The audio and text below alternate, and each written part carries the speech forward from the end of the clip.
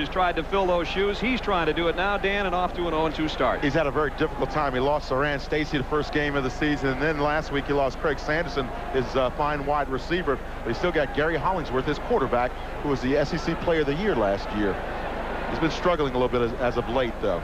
And Ray Goff is in his second season here in Athens. But as a player and then an assistant coach for 8 years under Vince Dooley, he took over the reins of the Georgia program at age 33 last year and still is the third youngest coach in Division I college football. His club off to a 1-1 start, but they've had a ton of injuries in this week alone, in fact.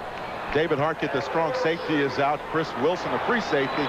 He lost 2 players to academics and Norman Cowens to a drug charge, and we'll get into some of that later on. But right now, Ray Goff's got to be looking under the hedges to try to find a couple of defensive players. 5 key defensive players in this week alone. Ray Goff said he was afraid to get up every morning to find out what had gone on overnight. His Dogs won by a field goal by Southern Mississippi coming off that crossbar a week ago. The tougher thing for him, too, is he's lost some backup players to injuries as well. So when you really look at that defense, it's been probably about 6 players off the defense that have gone down this season. Alabama off to an 0-2 start, and dating back to last season have lost 4 in a row. Georgia had a string of losses at the end of their season a year ago, including a Peach Bowl loss to Syracuse. They opened their year losing in Baton Rouge to LSU and then survived the scare a week ago to win 18-17 over Southern Mississippi. Brad, you get the feeling that both of these clubs are really struggling right now to find themselves and try to find a rhythm and an identity. And I think this game will define that for one of these 2 teams. Greg Talley, who'll start at quarterback today for Georgia, told us with all the adversity this week, it's time to circle the wagons. And you can bet Alabama feels the same way. This is their first road game of the year, and they're hoping just getting away from Tuscaloosa might help the cause. John Casey's going to tee it up for the Georgia Bulldogs, a senior All-American candidate at kicker. Due to a strange quirk in scheduling in the SEC, these teams have met only 3 times since 1977. They met only twice in the 80s. But today, as we start the 90s, they are set to go between the hedges. Lorenzo Cole, Prince Wimbley, and Kevin Lee, the deep trio for the Crimson Tide awaiting John Casey's kick. And here we go in Athens. Mishandled by Wimbley at the 8-yard line. Got a little opening across the 25 and works his way to the 28-yard line. That's where the Tide offense goes to work under Gary Hollingsworth, SEC Offensive Player of the Year last season. Chris Anderson, a freshman, and Kevin Turner in his backfield. Prince Wimbley, we've already seen, and Donnie Finkley start at the wideout spots. Hollingsworth with 6 interceptions already on the season. His numbers a year ago, very impressive, but he said it has been a struggle at times so far through 2 weeks. Anderson straight up the middle, across the 35 to the 37-yard line, where Mo Lewis made the stop for Georgia. Up front for Alabama, Schultz the center, the guards Robinette and Patterson, and the tackles a good pair, Matt Hammond and Terrell Chapman. Steve Buskey gets the start at tight end. We expect to see a lot of Lamont Russell, however, an all-SEC performer last year. Second down, a long 2 for the Dogs. Make it for the Tide. Anderson slips and goes down for a loss.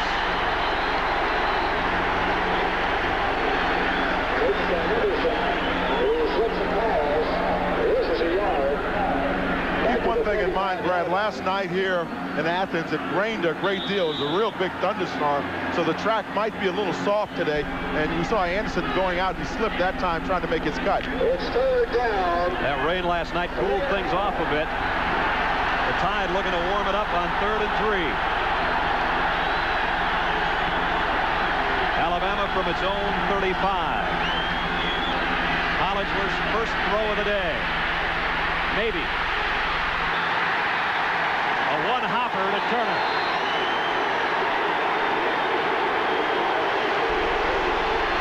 Willie Jennings got the pressure. Now what Gary Hollingsworth tries to do here is just a little underhand deal now. This is a timing pattern. Sets up in the pocket, can't find anybody right there. Now he starts tapping. Now he tries to flick it out, but they ruled that he was in the grass, I guess, huh? So that'll bring on the Alabama punter. Tank Williamson to kick. Chuck Carswell deep for Georgia. Short end over end kick. Carswell's just going to clear out, and Alabama will down it inside the 30-yard line. So the Georgia defense rises up in the first 3 plays. Over 82,000 here, and they started arriving yesterday, Dan. Boy, I tell you what, there was a line from here to Atlanta. We welcome those of you that have been watching the Pirates and St. Louis.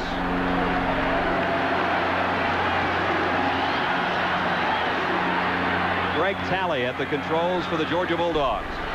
Preston Jones started a week ago. Talley gets the nod today. And he'll go up on top for the first play, and it's incomplete. There's Talley out of Valdosta, Georgia. The quarterback, Larry Ware, and Max Strong at his backfield. Sean Hummings and Damon Evans start at wide receiver. The Dogs lost Arthur Marshall, their top wide receiver, to an injury in week 1. Second and 10, Georgia.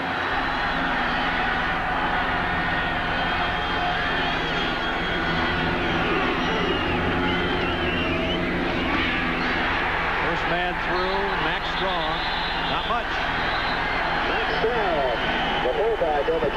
The offensive front for the Bulldogs, led by that man, Jack Swan at center. Russell DeFore and William Wynn, the guards. The tackles, Lamont Tellis and Bill Rosenberg.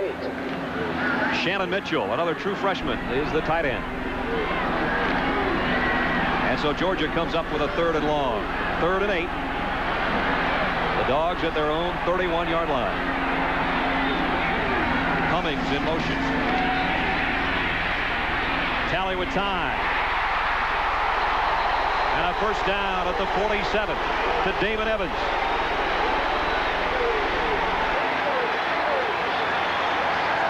Damon Evans on an in route here at about 15. Now he goes down, does the important thing, gets the first down yards, makes a nice reception. Alabama defensively is playing off a little bit, unlike they did last week. They give it a little cushion early on. I think it's probably because they expect Georgia to run a lot more play action, like George Hafner, the offensive coordinator of Georgia, told us yesterday he would. He said they used the play action actually to set up the run. Let's see if they go back to the ground on first down, just inside their own 49. Talley in trouble. Eric Curry, a Georgia native, makes the stop. Robert Stewart's on the nose. Curry, who just made that tackle along with George Thornton. Steve Webb and Spencer Hammond, the stand-up outside linebackers. John Sullins and Derek Oden inside. And that loss all the way back near the 41-yard line, a loss of 7.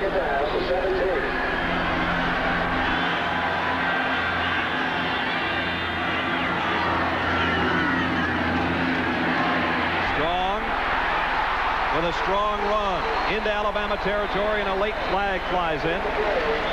Derek Oden made the tackle. Brad, Georgia said that the folks at Georgia said they didn't feel like they could line up and just try to blow at Alabama off the line of scrimmage. They got a clipping penalty. They felt that they had to, as you said earlier, use play action to set up their run. And so far, they've been able to run up the middle fairly successfully. Now watch the block here by the right tackle. Right there, nice little block outside, a little turnout on a draw. All for naught. Clipping, 15-yard penalty on the offense during the run. Replay, second down. That was Lamont Tellis, number 77, the right tackle for Georgia. Nice young man. We had an opportunity to chat with him the other day. Said that he wants to work in public relations, maybe for an NFL club or some of the bigger companies down here in Atlanta. That clipping call won't get him any public relations with Ray Goff. 2nd and 21. Strong again, this time toss sweep. Stacey Harrison upends him as he got to the 44-yard line. Speaking of the secondary for Alabama, George Teague and Ephraim Thomas are the corners, and Stacey Harrison, who just made that tackle, along with Charles Gardner, fill out the secondary for the Tide. Third down, 14. So a third down and 14 coming up for Georgia on their initial offensive possession. 3 wide receivers set for Greg Talley. In trouble again. Second sack of the day, and again it's Eric Curry. And maybe that's the difference at quarterback position for Greg Talley as opposed to Preston Jones. Talley not quite as nimble on his feet, but this is big pressure right here. Rosenberg, number 66 at the top, gets beat. They get beat inside as well, and Talley just can't do anything. You have to have at least 3 or 4 seconds to set up in the pocket. That's just not enough. Eric Curry with a big day already. Scott Armstrong into punt for Georgia. Jeff Marshall back deep. Good kick. Marshall backpedals to the 10. And Georgia bringing down in a hurry. A 58-yard punt. 9:53 to go. First quarter here between the hedges. No score between Alabama and Georgia. Wow, this cleaning's taking forever. Oh, it's not going too well, is it? You mean you're not done yet? We're not even close. Some people have not yet tried Tartar Control Crest. I can't believe this. And some people have. That was easy. Because Tartar Control Crest can help make cleaning easier. A new world's record, huh? After all, it is the toothpaste more dentists recommend. Highly commendable. Great. See you later. Tartar Control Crest. It's hard on tartar and easy on you. Do I get a lollipop? In this room is a remarkable entertainment. It can make you laugh. Or change moods. It'll take you around the world. It comes with 50,000 people to help. It does more, faster. Yet for all you get, it costs amazingly little. It's AT&T long distance. Buy 10 rolls of pink insulation, R13 or higher, to keep you warm indoors, and get a free NFL coach's sweater to keep you warm outdoors. Offer ends October 14th. There's a new attitude at Northwest Airlines, a new dedication to service. You can see it in our on-time performance, the best of the top 7 U.S. airlines. That's our commitment, to make sure you're on time for your commitments. With 9 sacks already, they're looking like the Bears of old. The black and blue division is in for a bruiser as Chicago hosts Herschel and the Vikings, Sunday, 12:30 Eastern. Back in Athens, Georgia, 9:53 to go. First quarter, no score. Alabama with their second offensive possession. Off play action, Hollingsworth. Completes it for a first down near the 25-yard line. Pass is complete to number 32. Baseball this afternoon. Cardinals leading the Pirates late. And the Mets and the Cubs tied at 2. The friendly confines in Chicago. The Mets have had all kinds of problems late in the season. So was this man, and early in the season, Gene Stallings.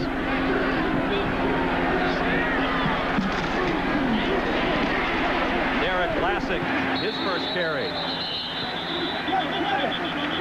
Let's take a look at the Georgia defense. The running back. Donnie Mabe starts on the nose. Willie Jennings and Mike Steele join him on the front. Mo Lewis, a good one, and Dwayne Simmons. Outside linebackers, Corey Evans and Brian Gant inside. And of course, the Dogs have felt the loss of Norman Cowens this week, who would have started on that other side from Mo Lewis. That's a final now. The Cardinals with a win over the Pirates. Second and long, Alabama. Play action again.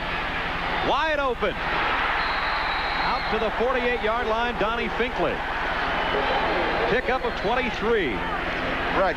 Credit Gary Hollingsworth with the play action. Watch this. This is really nice. Now watch him sit that ball on the hip. Disguising from the defense. You see the reaction of linebackers. Everybody's up on that line of scrimmage. Now he's got Finkley out there on the sideline all alone by himself. Hollingsworth really settled down here in the second possession. Well, I think one of the things that they need to do with him is get him back on rhythm passing, 3-step, 5-step drop, release the ball, read it very quickly and unload it. 1st and 10, Alabama at its own 48. Wants to throw a screen. Turner, the fullback, got it down near the 45 of Georgia. Pickup of 7 before Dwayne Simmons can make the stop. And the Georgia secondary, George Wynn and Al Jackson on the corners. And the safeties, Mike Jones and Earl Fouch. They're going to spot it right at the Georgia 45-yard line. 2nd down and 3, Alabama. This is their first move into the Dogs' territory.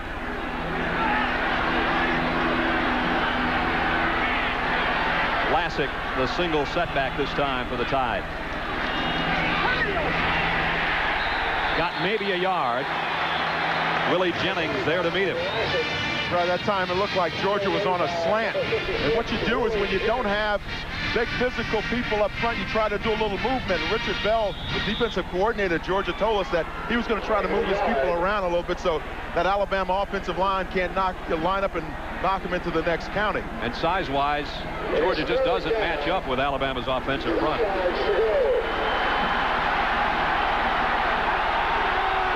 Third down and 2.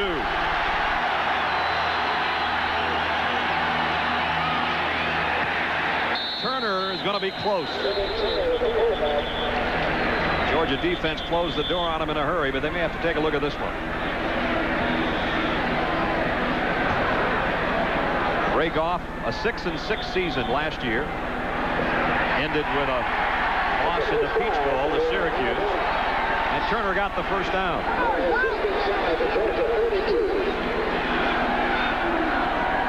Michigan and Nebraska trying to roll big on Minnesota.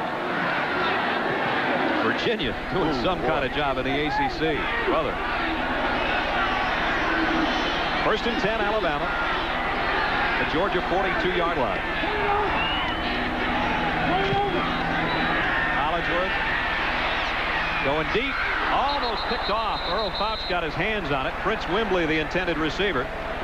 Let's go back to something Gene Stallings told us last night about Gary Hollingsworth. He said, the one thing I want him to do now is when he looks downfield and he sees that receiver open, I want him to fire the football in there. Don't float it. That time he put it up a little high, floated it back, even over the secondary. Hollingsworth threw 3 interceptions against Florida last week, all to Will White. And he was kind of rapped all week about looking at his primary receiver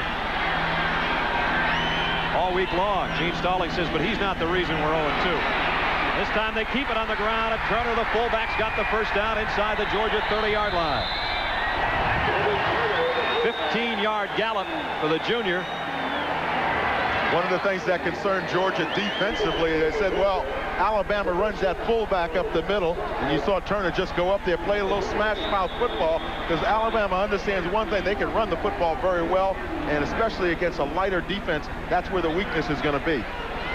Well, Turner definitely bettered his per-rush average with that one. The pickup all the way down to the Georgia 28-yard line. 9th play of the drive that started back at the Alabama 11.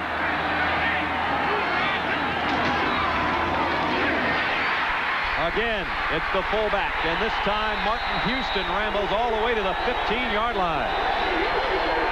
And up front right now, Alabama's manhandling Georgia's defensive wall. Well, Brad, we talked a little bit earlier about how defensively you'll see some slants. Now watch right in the middle of your screen. See the defensive lineman, 96, slant down end? That's where the running back comes from, where he's slanted. Now, what's supposed to happen there is if the defensive end slants in, then that linebacker's got to come out and protect that area. Otherwise, there's a huge void in there, and that's what happened on the play. Another first down, Alabama. At the Dogs' 15-yard line. Is a toss sweep. And a loss on this one. Bryant Gant played it beautifully.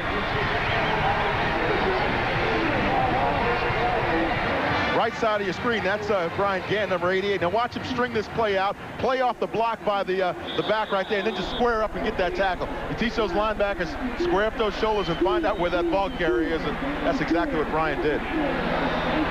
No wonder he's an economics major. Easy to figure all the angles. He had it right that time. Second down at 14. Ball tucked just inside the Georgia 19-yard line. Classic has it to about the 8-yard line. Torrey Evans made the stop for Georgia. I want to show you something inside, Brad. Roger Schultz, the center for Alabama, just had a sensational block. Watch him right here, right in the middle of your screen. Watch his block on the nose guard, Mab. Now, watch him turn his shoulders right there. He neutralizes him on the line of scrimmage. That sets up the hole for perfect running up inside. Nice little cutback in there. Offensively, those are the kinds of things you love to see. Derek Lassick not playing like he's got a bad hamstring. He's running hard.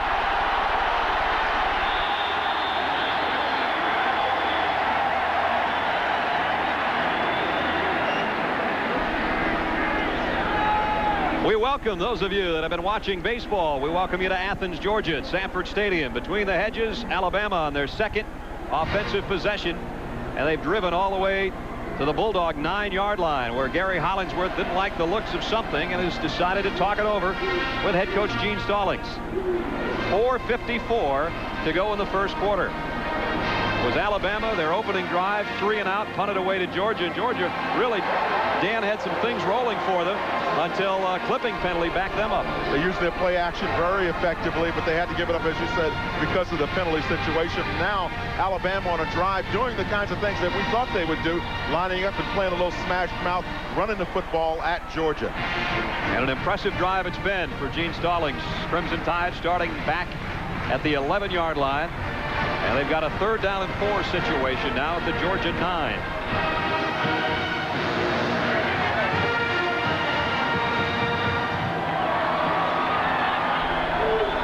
So Hollingsworth, as you see the drive, that's already moved 80 yards and taken 5 minutes off the clock, will bring up the Tide offense inside the Bulldog 10.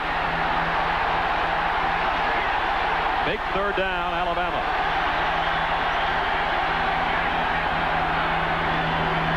Inside, Turner, I don't think he got there. Torrey Evans made the initial contact, and Dwayne Simmons there along with him. In watching the Florida game, that's one thing that the Alabama offensive line had a problem with, was getting to those inside linebackers.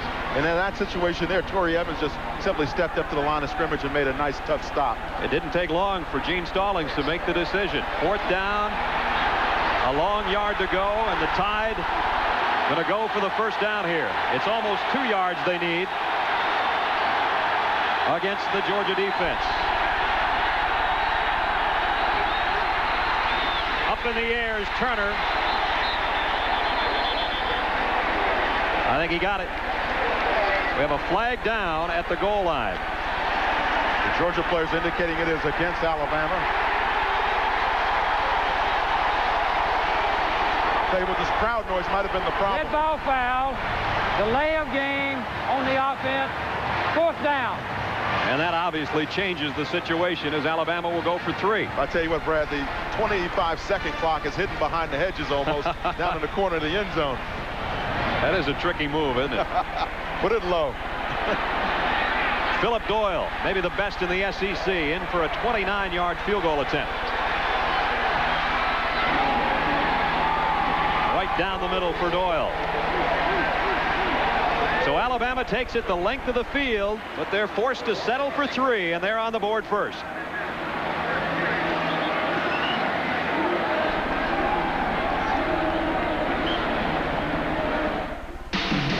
I love what you do for me, Toyota.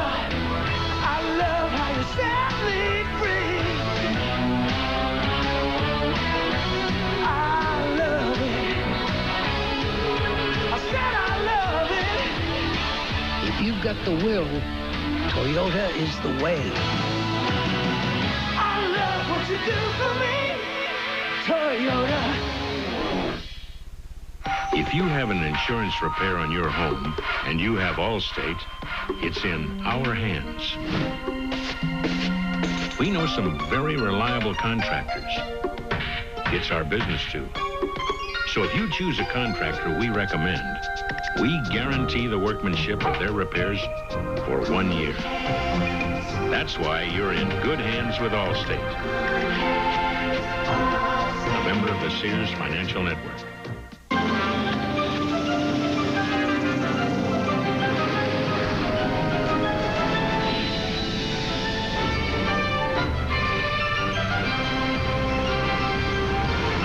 Where do millions of the world's vehicles go when they need to fill up? The same place you do.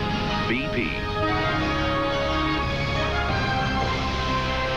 Don't worry, you were here first.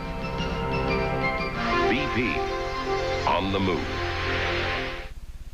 Did he kill his wife and infant son? We've got a shooting. The truth behind the controversial Charles Stewart murders. Good night, sweet wife. Tuesday.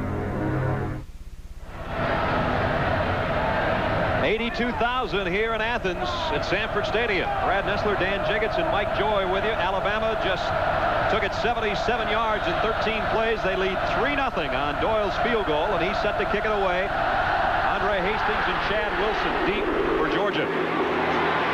Wilson will take it at the 11. Got a little opening outside and across the 30. Near the 32-yard line, a flag at the end of that play. That will be a late hit.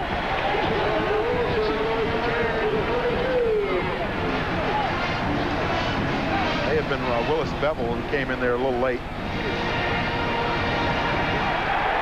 Dead ball foul, personal foul, and the kickoff team hitting late with a headgear. First down. Now watch, this is how you're supposed to follow a wedge. Let that blocking get up in there. Let him set up a little bit. Then squeeze through wherever you see that little bit of daylight. Now, we'll see the penalty coming up here. Just as he goes to the ground. Right there, that's the penalty. It gives Georgia the first down at the 48-yard line. 3:45 to go first quarter. Alabama by a field goal. Greg Talley had it tipped in the secondary. Intended for Sean Hummings. Intended for the tight end, Chris Broom. Mike Joy, the third man with our broadcast crew, has been tailgating all morning long. Let's find him right now, Mike. It's been fun outside the stadium, and it's loud inside. When Ray Goff played here in the 70s, the players would walk down from the dorm into the stadium well before the game and get a good sense of the presence.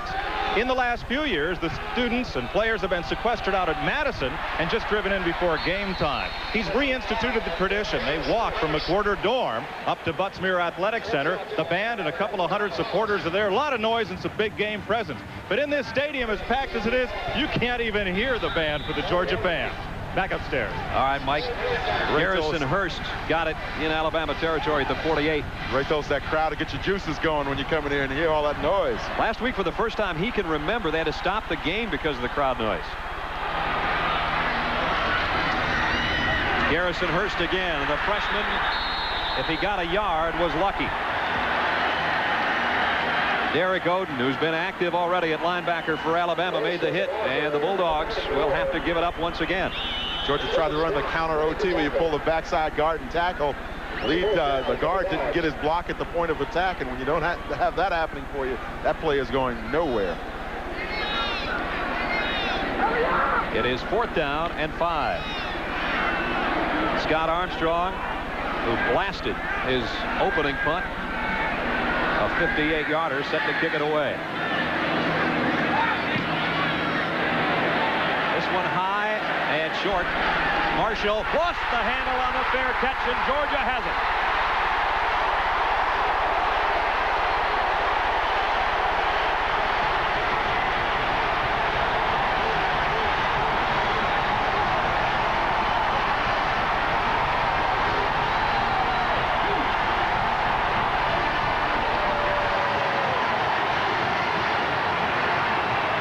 Davis will cover this loose ball.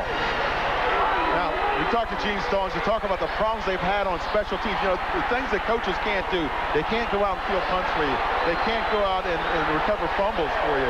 That's been the thing that's been hurting Alabama all season long. The little things on special teams. At the Alabama 12, a golden opportunity for Georgia.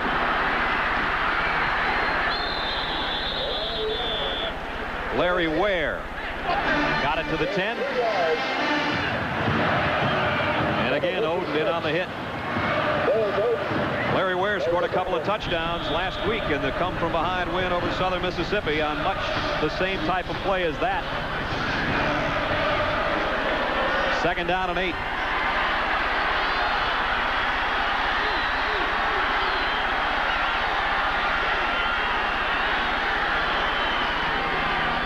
Talley. And it batted in the air. And he had Shannon Mitchell, his tight end, wide open. Lamont Tellis, number 77, the right offensive tackle right there, had a little problem there. See, his play action. So right now, you want the ball to be gone. The result was, though, Greg Talley pulls out there and backy, and you're doing play action up on the line of scrimmage. You're jamming your man on the line of scrimmage. That quarterback doesn't get rid of that football in a timing situation. He's going to be right back. He's going to have that defensive line in his face. Talley with one completion. 3rd down and 8. He'll go down for the 3rd time today, and it's George Thornton, the man who made the previous play, who picks up the sack.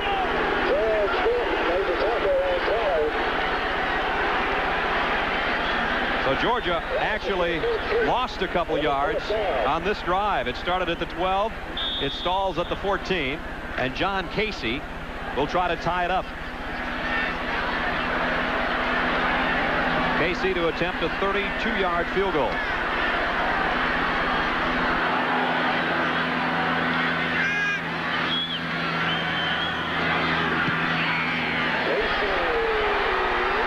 We've got a tie game.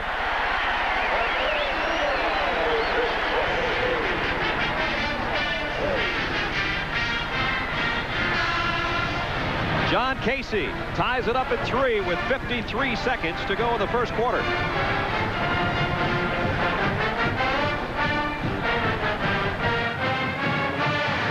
Be a strange-looking scoring drive, -2 yards for Georgia. Well, coming up tomorrow, we've got NFL football for you. Greg and Terry, Leslie and Pat get things underway with the NFL today at 12:30 Eastern. And then the Vikings and the Bears have at it. Many of you will see that game, or Dallas at Washington, Phoenix at New Orleans. The second of our doubleheader, Philadelphia against the Rams, who are finally playing a home game. And the Atlanta Falcons in Candlestick against San Francisco. Check the local listings for the game and time in your area. That's a doubleheader tomorrow, NFL football on CBS Sports. A lot of people are wondering how long Philadelphia can go without winning a football game. The prospects don't look good for them going against the LA Rams.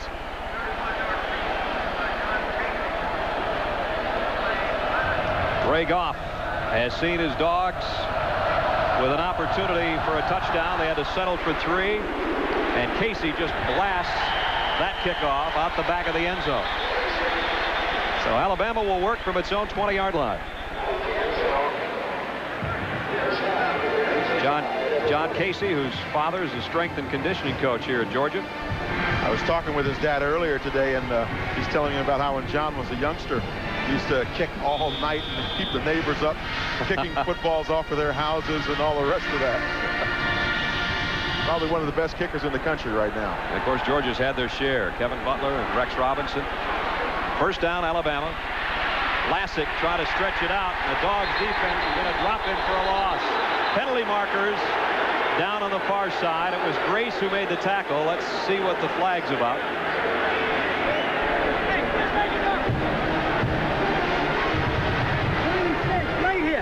Dick Burleson, our referee today.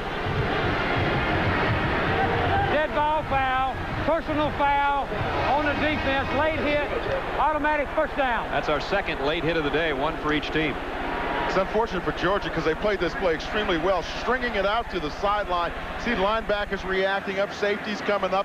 Everybody taking it all the way to the sideline, and that's how it's supposed to be done defensively. And those players are already on their way to the ground. That's a questionable call, I think. You got to let them get loose and play a little football out there, too. So first down, Alabama at its own 32-yard line.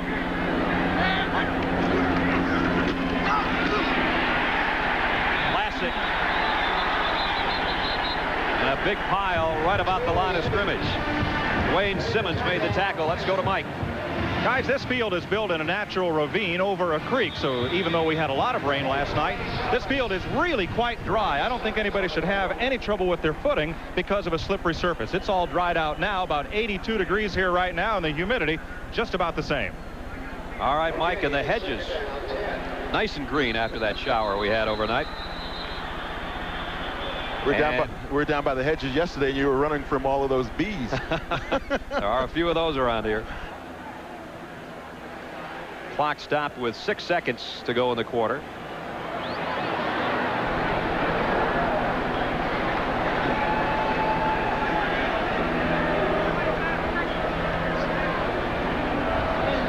And now they start the clock again.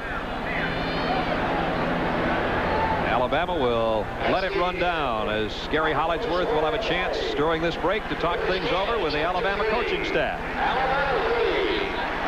That's the end of the first quarter with a score. Alabama 3, Georgia 3. We'll return to Sanford Stadium after this message and a word from your local station.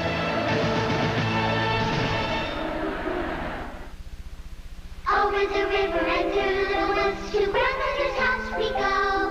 The horseman's away to carry the sleigh to the wide and drippy snow. A Michelin tire can give you enough miles to circle the world more than 2 times.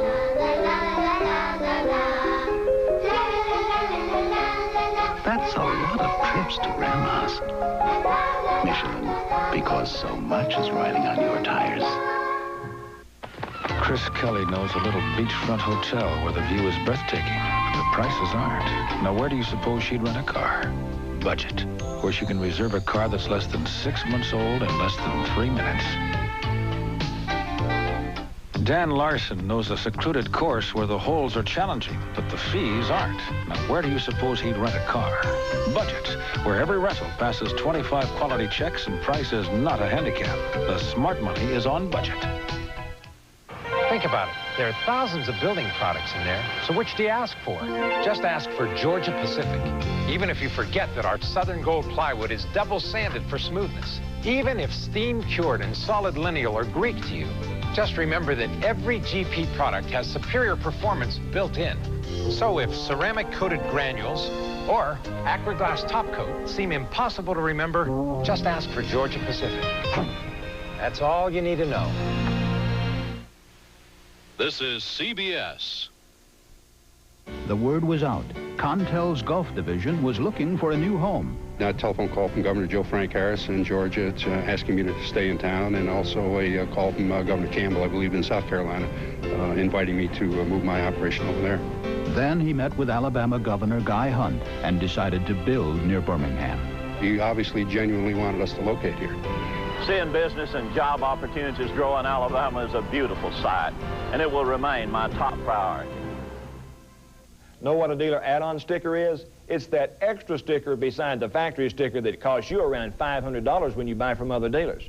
Most of the time it's for rust protection or paint sealant. Don't be fooled. It's really just the way some dealers make more profit. New cars are protected from rust at the factory. At Ernest McCarty Ford, you'll never find an add-on sticker. We'd never ask you to pay $500 for a service that really isn't necessary at all. For honest pricing, shop Ernest McCarty Ford in Alabaster, where we specialize in repeat customers.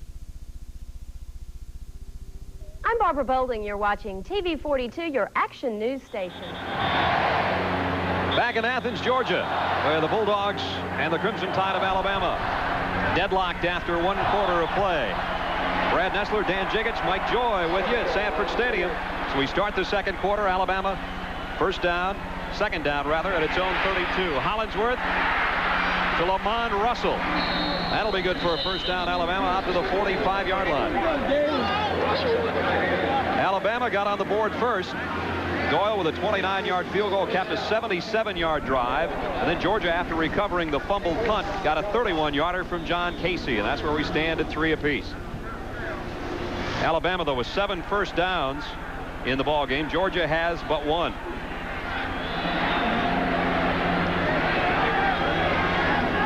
Hollingsworth's going to give it to Lassick. Out to about the 49-yard line. Right now, let's go to New York and an update on the Mets. Guys, Darryl Strawberry's 2-run home run capped a 6-run 5th inning for the Mets. They now lead 8-2, and Pittsburgh lost today. So if the Mets hang on, they'll cut the lead in the NL East to 2.5 games. Now let's go back to Brad Nessler.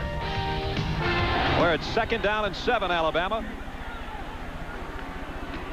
Turner, the fullback, bounces off one tackler, got across the 50 to the 49. Torrey Evans made the initial contact. Gary Hollingsworth at quarterback. Last year, SEC Offensive Player of the Year. And look at the difference a year can make. One of the big things is the turnovers. That's one of the things that Gene Stallings says he really wants to eliminate. You got to be able to maintain the football in order to win, especially here in the SEC. And the other thing is, he said, you got to be able to run the football effectively, something they've been able to do today. Hollingsworth will work from the shotgun on 3rd and a long 4. Got it complete. Turner loose in the Georgia secondary near the 30-yard line.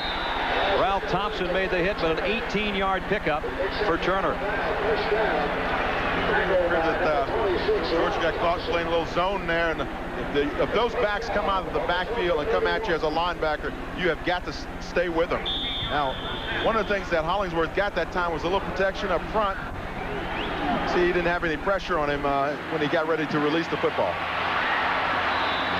Inside the 25 to the 24, Chris Anderson, the freshman.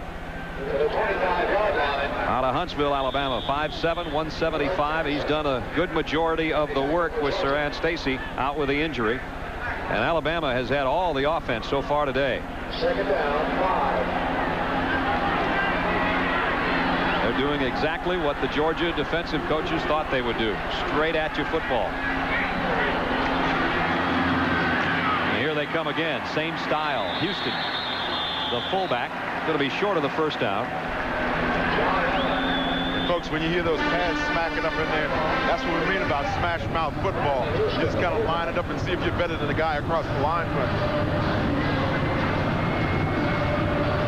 Way off. Notice he wanted us to say happy anniversary to his mom and dad who are celebrating their 40th anniversary today. Jim Buck and Betty Goff, we wish you a happy anniversary. They're here at the game. They've got a cake ready when this one's over, and it tastes a lot sweeter if Georgia could win. 3rd down, Alabama. Nice grab. Robert Jones with a 1st down. One-handed it, took it inside the Georgia 15. And that's the kind of protection Gary Hollingsworth needs. You saw that time he had an opportunity to go down and check down his receivers. Watch his head turn back around to find his 2nd or 3rd receiver right there. And Jones makes a great little stab right there on the football. Hollingsworth, 6 out of 8 for 82 yards. He's really settled down since the opening Alabama possession when he looked a little shaky. At the Georgia 14. Robert Jones to the 1. He flew the last 3 yards. Hey, that's a little want to. You know, you want to get into the end zone. I'd like to see that. Somebody leaving their feet. Kind of remind you of what Gary Anderson did with the Chargers about 5 years ago.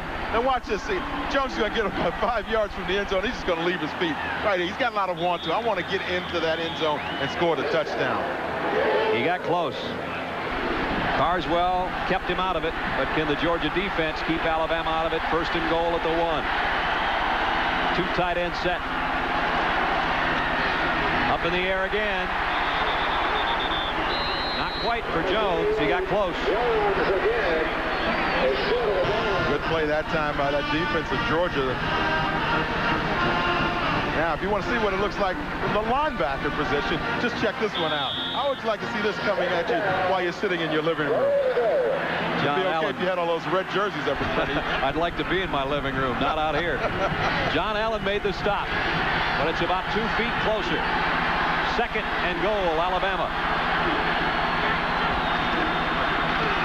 Touchdown, Tide. Robert Jones over the top. Touchdown for Alabama. They gave Jones 3 opportunities, and the 3rd one's the charm. Alabama touchdown. And of course, Alabama went behind Terrell Chapman and Trent Patterson. Terrell Chapman at 301 pounds and Patterson at 271 over on that right side of the offensive line for Alabama. Doyle in for the point after.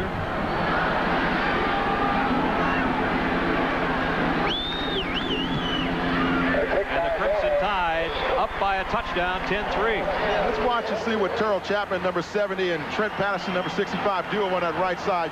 They get good movement on the line of scrimmage. They collapse it back about 3 yards in the end zone, and that doesn't allow those linebackers in secondary to come back on up there. Chapman picks his running back up. Robert Jones with the celebration, and the Tide with a touchdown edge. When you look for champions, you look to Major League Baseball on CBS Sports. A6, hurry and you'll make it. Delta Airlines ticket agent Sam Singletary knows how to get people moving. Mr. Franklin, your bag. But sometimes he has to show off a few moves of his own. The kind of moves that made him a first-string halfback. Sam Singletary shares a feeling with everyone at Delta. He loves what he's doing, and it shows. We love to fly, He's the kid. and it shows. We tested STP oil treatment under the worst possible conditions. In the taxi cabs of New York City. The result? Engine lift to wear was reduced by up to 50%. And now there's an STP for your newer car, too. Do you use a dandruff shampoo? Tests show Selsun Blue relieves dandruff flaking better than Head & Shoulders. Blue is better, and for a limited time, Blue is free. Buy 1 7-ounce bottle of any formula Selsun Blue, get one free. See for yourself. Blue is better. You know, I bought my Toyota Camry because 3 separate mechanics, Fred, Jeff, and Kevin, told me the Camry was a really reliable car. Now he waves when he goes by the shop, but he doesn't stop. Can't believe you told him to buy such a reliable car. They were right. My Camry's been really dependable. I didn't tell him to buy one. I said they were reliable. You did too. He'll never see me again. No use crying over spilled milk. I love what you do for me, Toyota. Back in Athens, between the hedges, Alabama with another long drive. This one capped by a touchdown from Robert Jones. They lead the Georgia Bulldogs 10-3, 10:42 to go in the half. With Dan Jiggets and Mike Joy, I'm Brad Nessler. Philip Doyle to kick off for Alabama. Andre Hastings, a freshman at the goal line. Hastings all the way out to the 35-yard line. One of the most highly sought-after recruits in the country last year. Gets the crowd back into it. He was rated the #1 receiver in the nation coming out of high school. And this is one of the reasons why. Watch this little move that he puts on the run back. This is he comes past about the 25. Right there, that's the little move. Those are things that show you that he's a quality receiver as well. Good vision of the field. Knows when to make his move and shake somebody off. Gives Georgia excellent field position. Just outside its own 35-yard line. Hummings in motion. Larry Ware. Ware gets it out near the 40-yard line. Sanford Stadium in Athens. 82,000 plus on hand. Hoping their Georgia Bulldogs can go to 2-1. And Gene Stallings and his Crimson Tide of Alabama, the visitors today, still looking for win #1 here in 1990. Greg Talley, the starting quarterback for the Georgia Bulldogs this afternoon. Faces a 2nd and 5.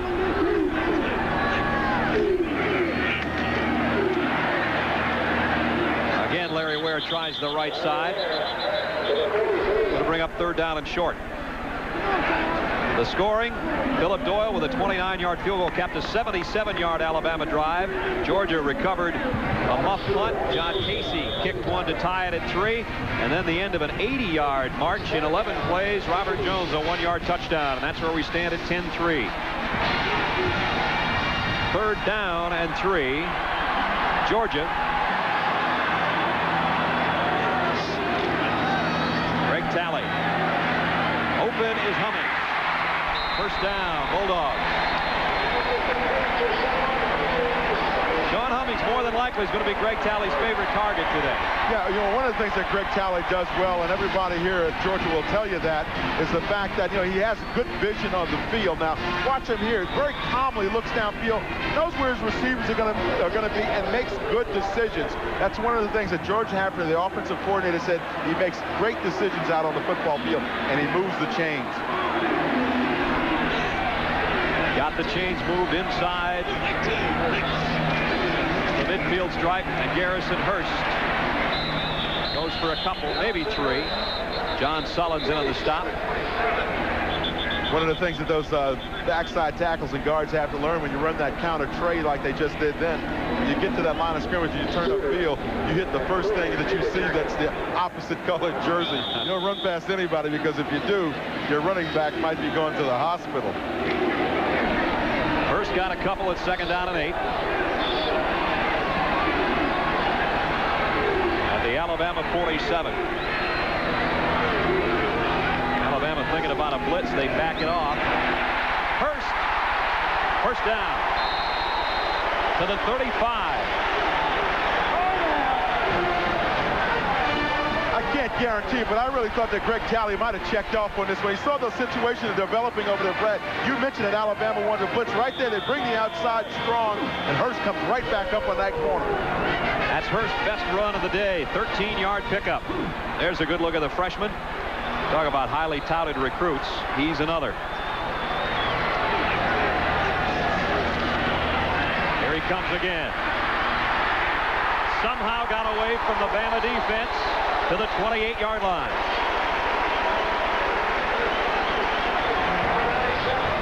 I guess it was almost inevitable that the comparisons between Garrison Hurst and Herschel Walker would be made.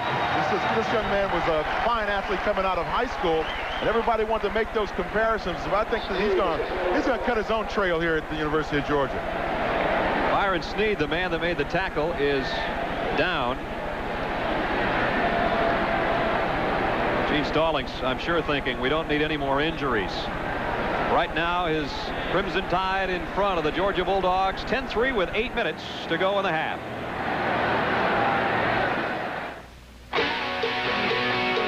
Because you measure success one step at a time. It's the right beer now. Because you know this is the pure and simple reason our beer is so refreshing.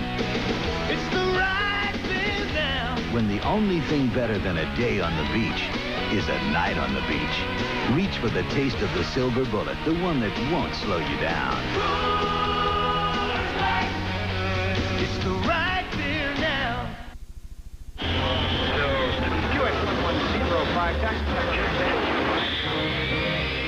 DHL announces 1,466 flights daily.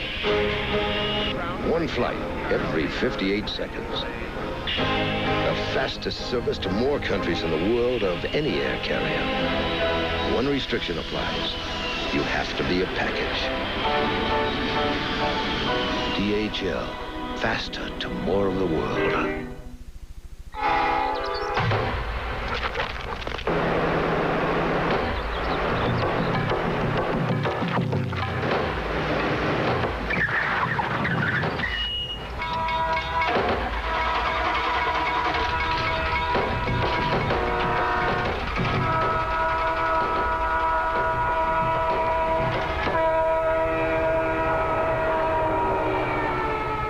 Napa, because there are no unimportant parts.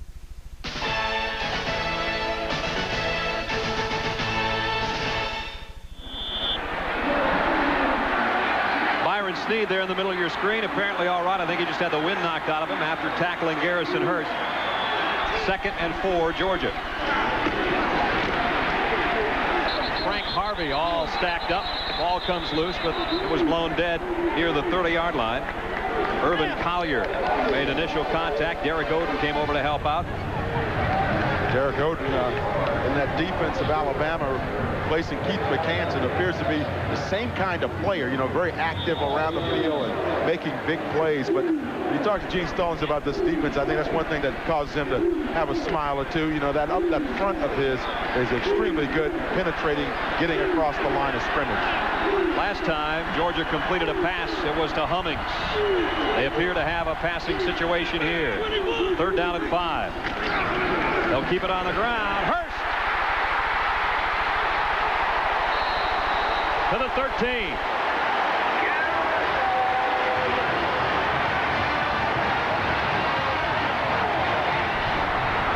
And the kid almost broke that one for the touchdown. 17-yard pickup. What happened, Brad, is you see right here, Odom's up on the line of scrimmage. The linebackers, it's almost like a 46 look. Now watch what happens, because this is where you want to hit the thing. Bend it back over to that side where they're not. And that's exactly what Garrison Hearst did. You get those linebackers up on the line of scrimmage, if you can get them caught up in the action and get a couple of them blocked, you're in great shape. Greg Talley doesn't want to waste an opportunity. He calls the timeout. He'll talk things over with Ray Goff. 6:43 to go in the half. Georgia trying to drive and tie it up. What can a Toyota one-ton truck do for you? Haul a 2,655-pound payload. Tow 5,000. And with 150 V6 horses harnessed to Toyota's never-say-die reputation, what can't it do for you? Nothing. I love what you do for me, Toyota. Along the edge of San Francisco Bay, just off the Embarcadero, you'll discover the Fog City Diner. Elegant as a formal dining car, yet friendly as a Main Street cafe, where people reserve weeks in advance to taste the red curry mussel stew or the grilled chicken with roasted peppers. So leave your troubles behind, but bring your Visa card, because at Fog City, they take things easy, but they don't take American Express. Visa, it's everywhere you want to be. In financial matters, as in life, everybody's different. Different needs, different goals. The Principal Financial Group understands. Our financial services are as unique and individual as you are. Personalized solutions that offer each customer an advantage. That's the Principal Edge. It's made us one of America's largest. So for diversified products that fit your financial needs to the letter, look for the Principal Edge. You asked me to let you know when the money came through for an assistant coach. It's not whether you win or lose, but how you play the game in Evening Shave. We'll crush their guts. Friday. Georgia on the 9th play of this drive, trying to tie things up. They'll keep it on the ground. Pickup of 1, maybe 2. Max Strong on the carry. Baseball update for you. Cardinals beating Pittsburgh today. And the Mets now, after being tied up, have gone out in front of the Cubs. There's the way it looks right now. Mets trying to close the gap. So are the Georgia Bulldogs. 2nd down and 8, and Greg Talley's going to take another timeout. So Talley's going to come over and talk it over with George Hafner and Ray Goff. 10-3, Alabama with 6:08 to go in the half. Every evening, we pack over 700,000 passengers onto our planes. No drinks are served, no meals are prepared, yet our customers love our service, like our UPS Next Day Air Letter. Guaranteed overnight delivery to any address coast to coast, and at just $9, far less than other companies charge. Set takeoff thrust. No one seems to mind that there's no in-flight movie. God dang it, not again, boss! You boys having a little trouble? What's it to you? Not much to me, but it looks like it's going to cost you a bundle. I told you we should have used this! Yep. If you'd have been using Conoco, you might not be spending all your money on that engine of yours. More money? Now we can't even afford a room in the van! I told you to shut up! Should have been using Conoco. I told you we should have used Conoco. Conoco. Hottest brand going. I love what you do for me, Toyota. I love how you set me free, Toyota. Toyota's new 4-wheel drive, 4-door 4Runner for $19.90. Space, luxury, and V6 power. Where you go is your concern. Getting you back is ours.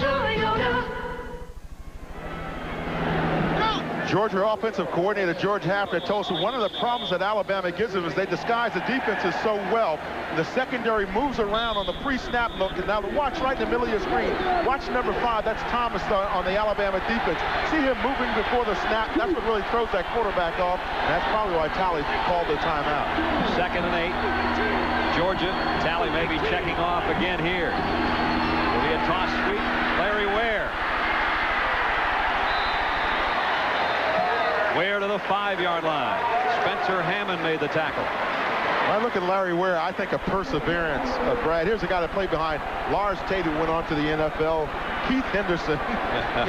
Worley, who's now with the Steelers. I mean, come on, give me a break. Rodney Hampton. Rodney Hampton's a first-round draft choice of the Giants. That's sticking with it. 2nd leading rusher last year for the Dogs. He's the tailback in the eye, and here he comes on 3rd and 1. Lost the ball. Big scramble in the end zone. They say touchback. Alabama has it, but we have 3 flags down.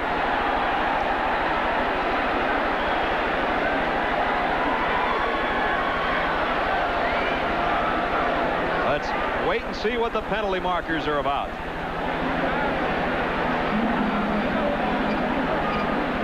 You'll be able to tell by the reaction of the Bulldogs.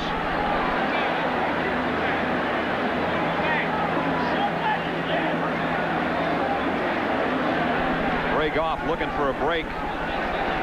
Gene Stallings looking for a win. Here's the call.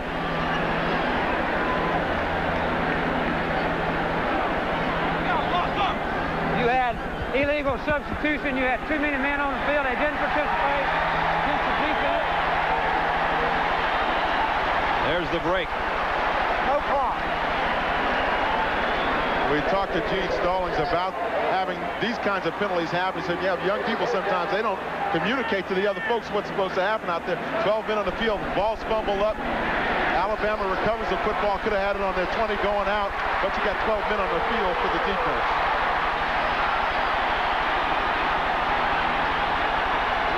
Georgia sets up at the Alabama 2. 1st and goal, Bulldogs. They trail 10-3. 5:28 to go, first half. Ware. Not this time. A little hitting going on up front, Dan. Yeah, I think Robert Stewart, number 34, the nose tackle, was the guy principally responsible for that. See, if that nose tackle comes down there and does what he's supposed to do, like his name, nose tackle, puts his nose into the dirt, piles everything up in that middle, and all of a sudden the running back is exposed to the defense when he comes through. He did the dirty work, and Derek Oden cleaned up. It's not always the way it is. The linemen do the dirty work. 2nd and goal. Larry Ware.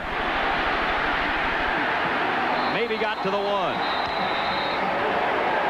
Thornton got out there. Oden again. And it's 3rd and goal. Good lead blocking that time by number 32, Max Strong, the fullback. But watch the pursuit of the Alabama defense. See, that's how you're supposed to float to the ball and react. What happens is you bottle it up outside, you bottle it up inside, then you let your defense come in and make the stop.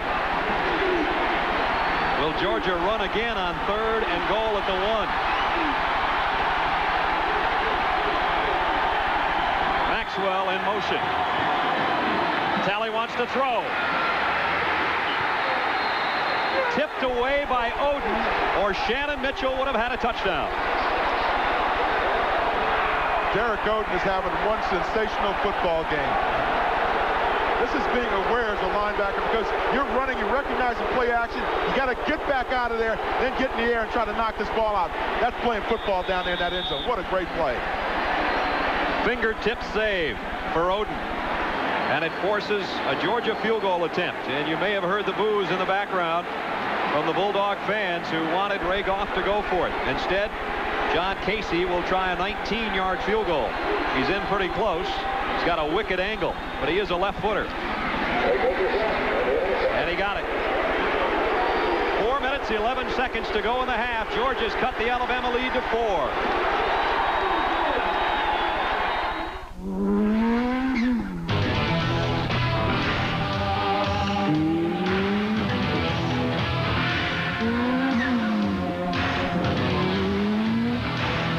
This is where Toyota learns the value of racing.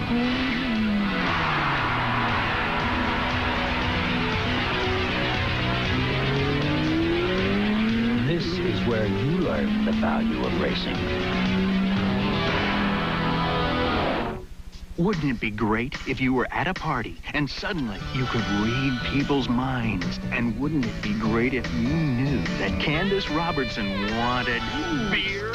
Really great beer like Keystone, the fresh, cold-filtered beer in a can that tastes like beer in a bottle because of Keystone's specially lined can. And wouldn't it be great if later that evening you and Candace went to Vegas? Yeah! Cold-filtered Keystone and Keystone Light, bottled beer taste in a can. Wouldn't that be great? Back in Athens, the Alabama defense, I would think, has got to feel pretty good about holding Georgia to the Casey field goal, Dan. Those are the kinds of things that they've been doing all season long, playing extremely well defensively. Don Casey again booms his kickoff. Prince Wembley will not bring it out, and Alabama will work at its own 20. It's now time to present this week's Toyota Leadership Award to the team players who've been singled out by their school's coaching and faculty staff for outstanding performance in the areas of team contributions, academics, and citizenship. Today's game team leadership winners: Johnny Holland from Alabama, and the man who just kicked the field goal for the Dogs, John Casey of Georgia. Toyota will donate a check in the amount of $1,000 to each school's general scholarship fund. There's a good look at Howard on the sideline for Alabama. His Crimson Tide leading by 4. Hollingsworth on first down. A screen. Anderson run out near the 28-yard line by Bryant Gant. So far, no mistakes today for Gary Hollingsworth. There's the newest member of the SEC, Arkansas, taking it on the chin. Number 1 Notre Dame early. Illinois, after beating Colorado, having trouble with Southern Illinois. And Clemson rolls big in non-conference play. Turner, the fullback, up to about the 34-yard line. Mike Jones got in there from the Georgia secondary. See, one of the things that you want to do as a Georgia defense is you want to get those inside linebackers up, meeting up with that offensive line of Alabama and preventing those big runs inside with the fullback. So far, this game, the Georgia defense has not been able to do that. The Dogs have been getting run out a little bit up in that middle.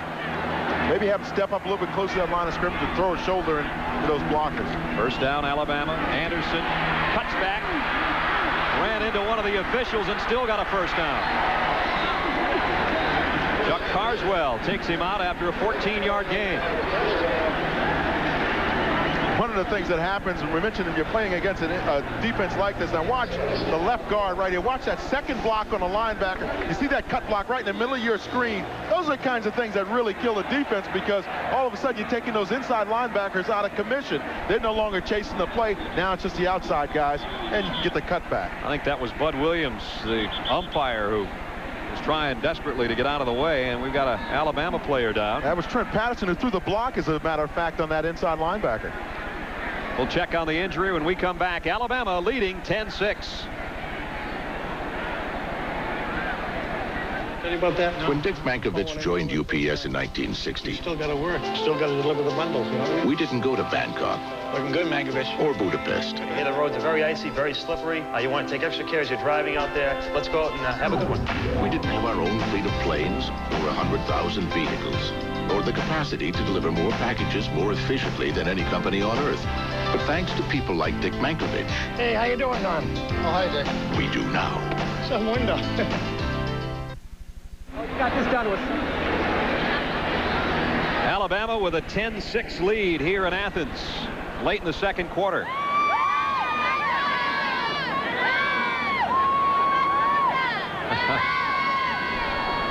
Trent Patterson was helped off the field, and William Barger comes in at right guard. Barger right there, number 62 in the middle of your screen. Gene Stallings, 12 years with Bear Bryant as a player and assistant coach. And then 14 under Tom Landry in Dallas, a head coach, both Texas A&M and with the St. Louis and Phoenix Cardinals in the NFL, and now back at Alabama and looking for a win. First down, tied at its own 49. Hollingsworth somehow squeaked that one into Derek Lassick. Some tight traffic over there, and he got it there. Yeah, but that's kind of the thing that we were talking about earlier. We said Gene Stallings wanted him to do. When you're throwing that ball into that tight situation like that, put it on the rope, don't float it up in there, and that's what Hollingsworth did on this play. Now watch the protection he got up front. Nice and solid up front. That gives him that opportunity to be nice and calm back there when he's getting back in the pocket. Going back to that 5-step drop as well. Lassick looks to have the first down at the Georgia 40 and gets out of bounds to stop the clock with 3:26 to go in the half. Penalty markers down.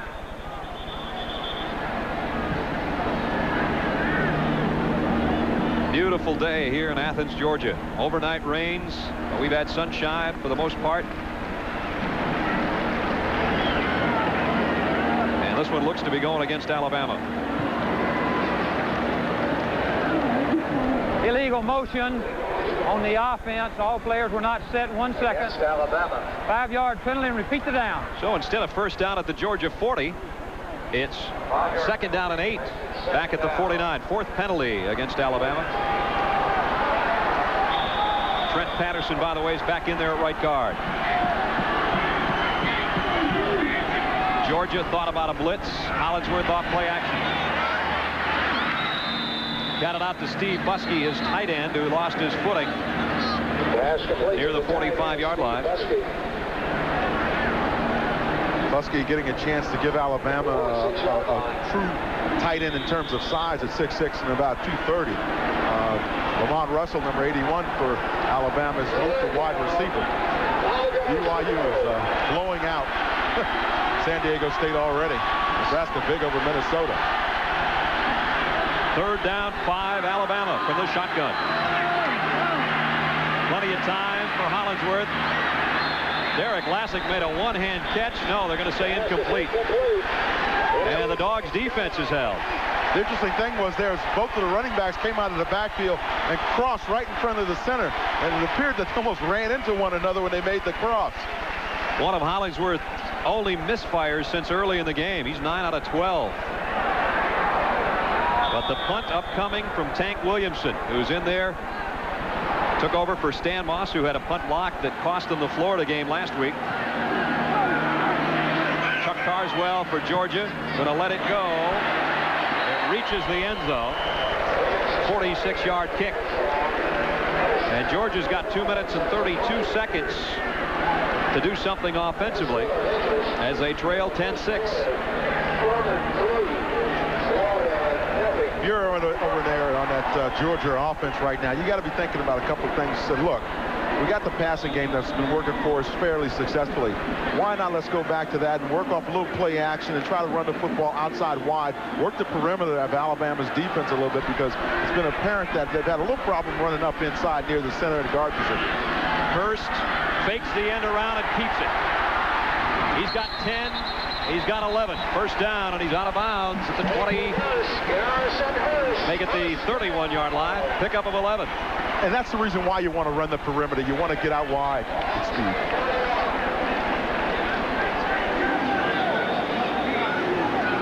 We welcome those of you who have been watching the other game to Athens, Georgia, in Sanford Stadium, where the Georgia Bulldogs trail the visiting Crimson Tide of Alabama 10-6, 2:26 to go first half. Garrison Hurst has been the offensive star for Georgia, 52 yards on 7 carries. He's got almost 5 more out near the 36-yard line. Philip Doyle got the scoring going after a 77-yard drive. He had a 29-yard field goal for the Tide. They were up 3-0. John Casey tied it with a 31-yard kick for Georgia. And another impressive drive for Alabama, 80 yards, capped by Robert Jones' 1-yard touchdown plunge. Casey's 19-yard field goal when Georgia got down close. That's where we stand at 10-6. Hastings in motion. Garrison Hurst to the 40. He's going to be about a yard shy of the first down. John Sullins made the hit for Alabama. See, the clock has worked its way under 2 minutes first half. Hurst has put on a show so far, Dan. Really, you know, that's been a surprising thing for Georgia. Hurst, a freshman, has been able to get outside. He's got outstanding speed to hit the corner, I think. But the real story has been Alabama controlling the football and controlling the time of possession. Biggest third down of the day for the Bulldogs. A long one on third down. I don't think so. Fonzo Ellis, the fullback, unless he gets a great spot, looks like he might be short. Over the 40. That's how much Greg Talley says the Dogs still have to go.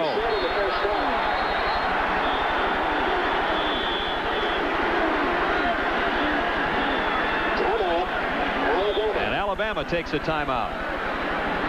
1 minute and 2 seconds to go in the half. Alabama clings to a 4-point lead.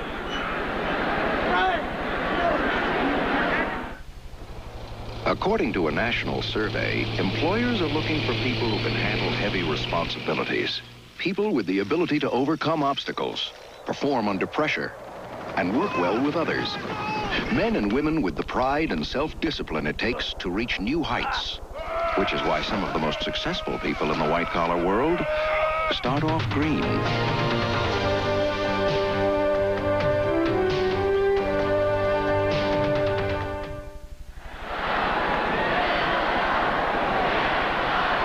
In Athens, Georgia, 1:02 to go in the half.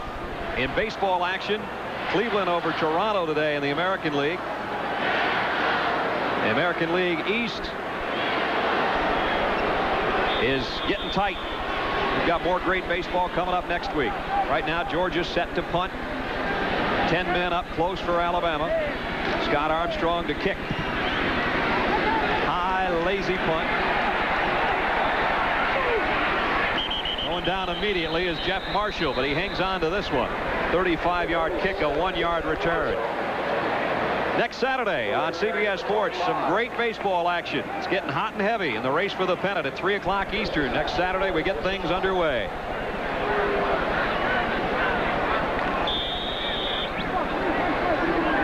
.51 seconds left in the first half. Alabama holds a 10-6 lead over the Georgia Bulldogs. That was a little Georgia pup that we saw there. He got all his equipment ready. Give him about 10 years. He'll be ready. Let's see what Alabama will do with less than a minute. Hollingsworth got some pressure. Jones, who scored the touchdown, got about 9 on that reception. Clock running, 37 seconds and moving. Tide going to bring it up without a huddle. 3 wide receivers set, and Hollingsworth will work from the gun.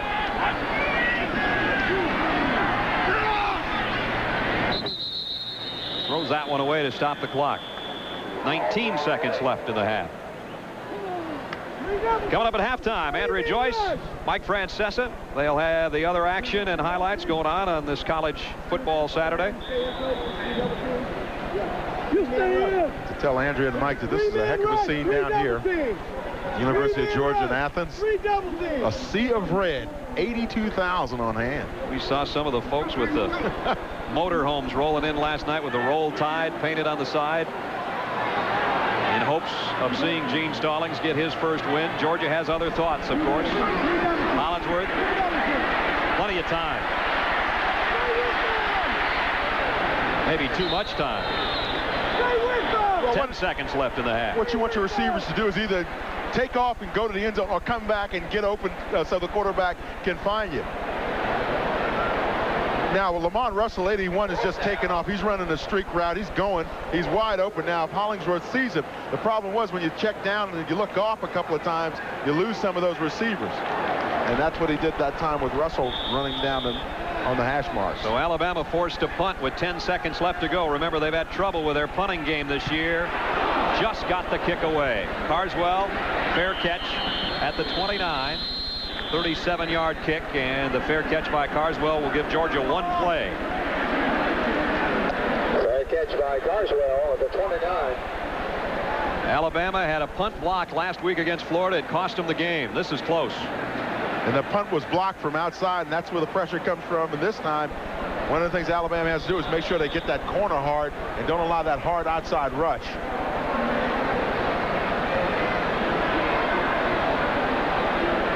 Greg Talley will have 1 play. And jumping off too early appeared to be Lamont Tellis, the right tackle. If you're going to do it, this is the time to do it. Coaches forget about some of those things with only 4 seconds left on the clock. You're trying to kill it anyway. Foul, false start on the offense. Montelis came back from a knee injury. 18 months, he said he rehabbed that knee, and he says now it's time to make some people pay for all of that rehabbing he had to do. Said he appreciates every play of every practice and every game after being out that long time with a knee. Larry Ware, this will help his rushing statistics. Got it all the way out to the 40-yard line before Stacey Harrison brings him down. And that ends our first half of play. The end of half number 1. Alabama 10, Georgia 6. Our coverage will continue after this message and a word from your local station.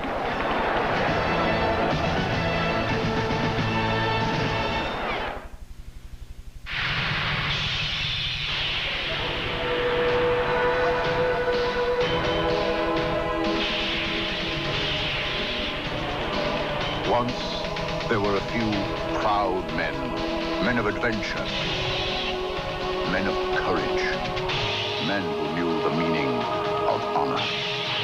There still are the Marines. We're looking for a few good men. Nothing's rougher on a man's face than shaving. That's why there's Skin Bracer. It's more than an aftershave. It soothes, cools, tightens pores, so it's good for your skin. Thanks. I needed that. Skin Bracer Aftershave. By Menon. Kellogg's Product 19 has 100% of 8 essential vitamins. To get this from Cheerios, you'd have to eat 4 times as much. Open wide. Count on 19. Product 19. This is CBS. More time isn't an option. They need answers fast. South Central Bell can provide hospitals with complete voice and data networks backed by our proven support and service. We put vital information into the right hands in a heartbeat so they can provide the best possible care. If we can handle the critical needs of a hospital, imagine what we can do for your business. South Central Bell, the one to turn to. In that time, make a fast stop. Make the right stop. Shop a snack. That's gas. Fast. The one stop, the right stop. Shop a snack. Oil it up. Gas it up. Charge it up. Shop a snack. Now that's gas. Fast.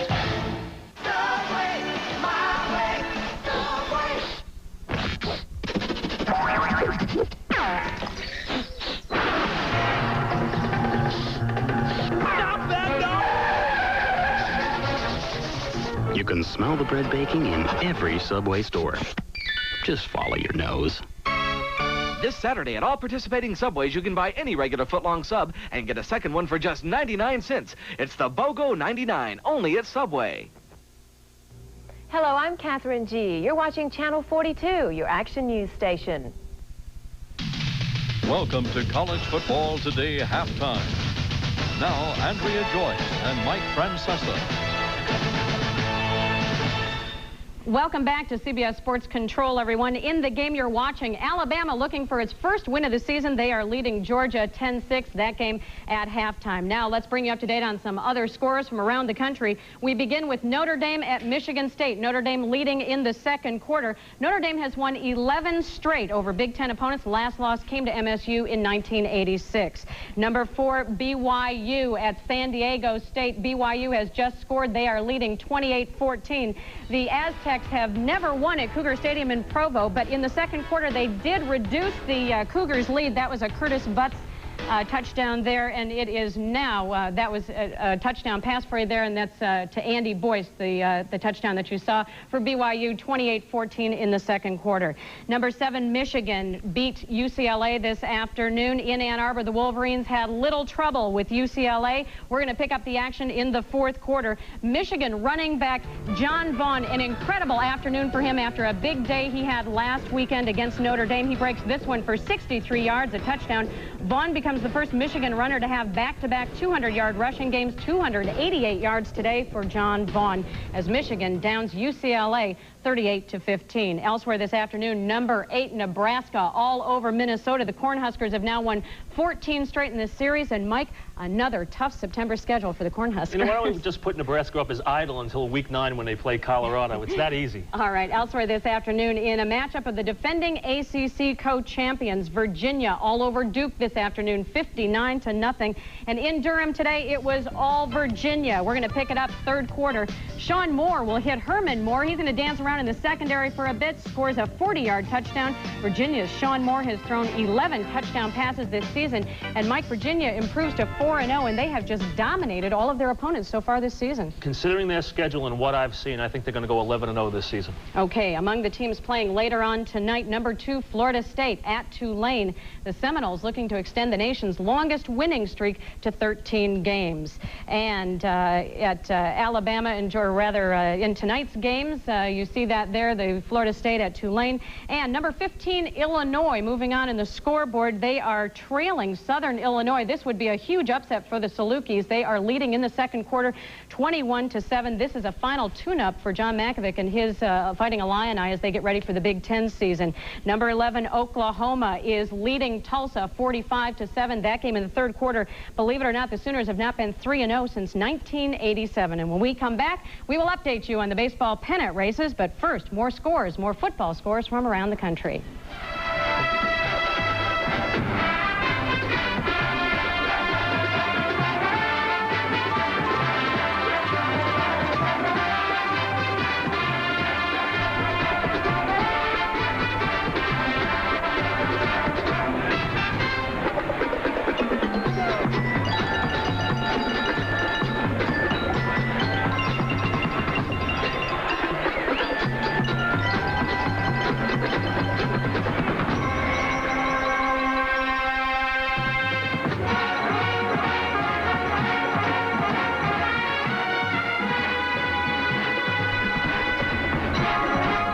Jakob Smirnov in Russia for Best Western Hotels. Becoming an American citizen gave me something I could once only dream about: freedom. Now that dream is awakening everywhere. It's improving and changing the world, and Best Western is renovating and changing to keep up. One thing you can always rely on is Best Western. It's nice to know some things never change. I can't believe it's still here. Ready for some good news? If your car is in an accident and you have Allstate insurance, you can leave it in our hands. Allstate's recommended pro shops can do everything, including the estimate, in one stop.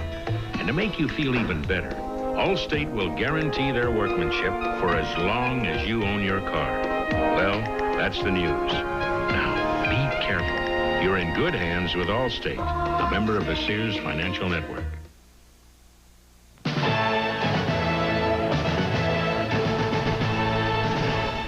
Welcome back to CBS Sports Control, everyone. We're going to check in now on the baseball pennant races, and we begin in the National League East. At Three Rivers Stadium this afternoon, St. Louis beat Pittsburgh 3-2. And in Pittsburgh this afternoon, believe it or not, somebody is not concentrating on baseball. Who is this guy?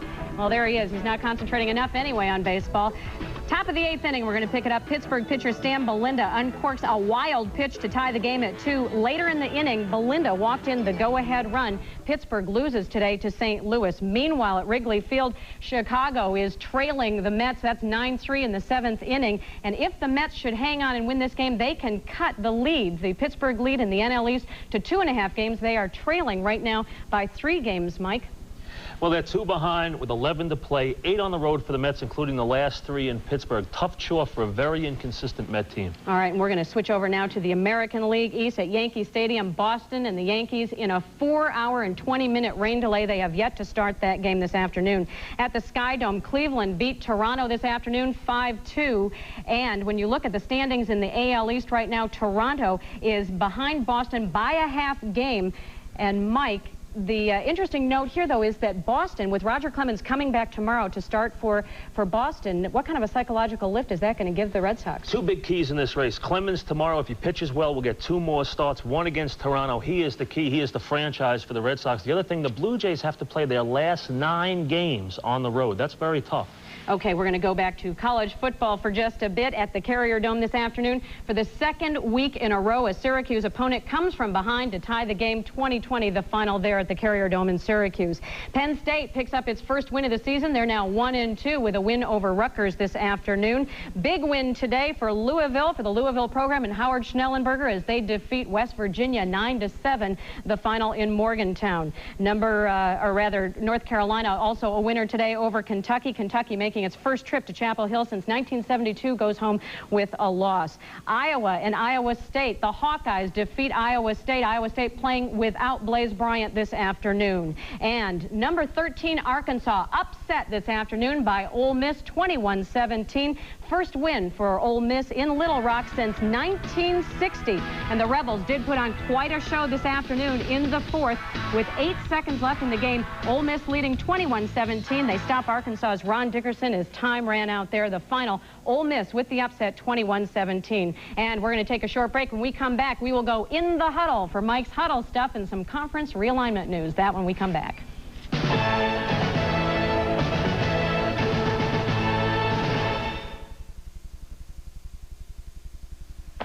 Chris Kelly knows a little beachfront hotel where the view is breathtaking, but the prices aren't. Now, where do you suppose she'd rent a car?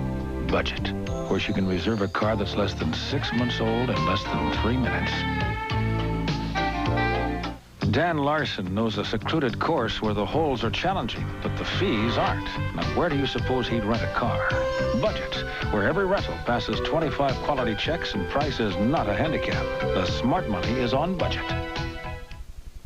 Buy 10 rolls of pink insulation, R13 or higher, to keep you warm indoors, and get a free NFL coach's sweater to keep you warm outdoors.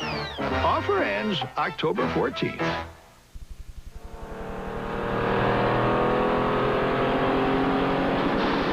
Michelin High Performance Radials. Everything you would expect from a Michelin, only faster.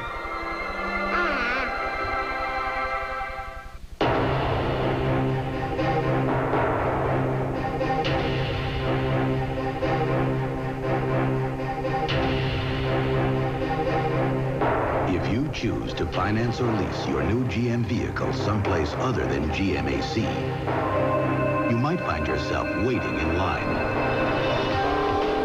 instead of out hugging one. GMAC. Nobody wants to put you and GM quality on the road faster. Lenny's dream may come true. This is our chance to skyrocket to the middle. And the Callahans are going formal. You look like you're hiding two bald men in there. Lenny.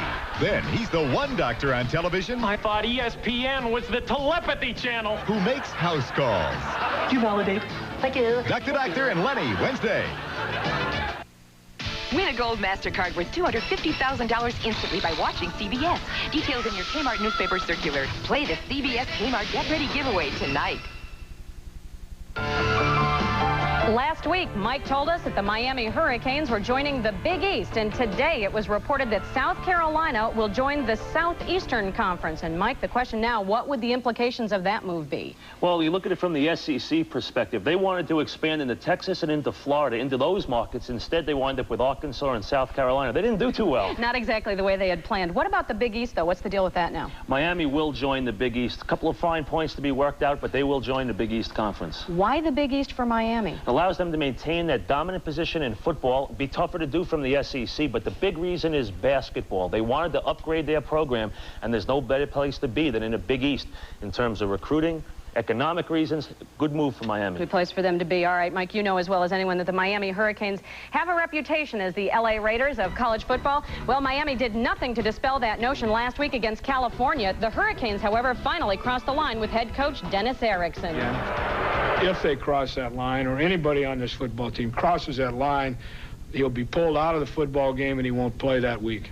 I talked to Dennis yesterday. He said, Mike, I was embarrassed. The administration was embarrassed. He said, they did cross that line. He said, I want my kids to have fun, to celebrate inside the team concept. He said, I called those players in and said, if it happens again, you won't play. And he said, it won't happen here again. All right, now one of the players involved, linebacker Michael Barrow, says, hey, it's just a generation gap problem, right? He says it's a little bit of a, the sack dance was really just a little bit of a nightclub dance that young kids understand. Do it in a nightclub, not on the 50-yard line. All right, we're going to switch gears a little bit. Last week, Notre Dame quarterback Rick Meyer pointed out that his task in beating Michigan was a lot easier than the job his brother Jeff has over in Saudi Arabia with the 82nd Airborne. We spoke with Jeff earlier today about his own pressure.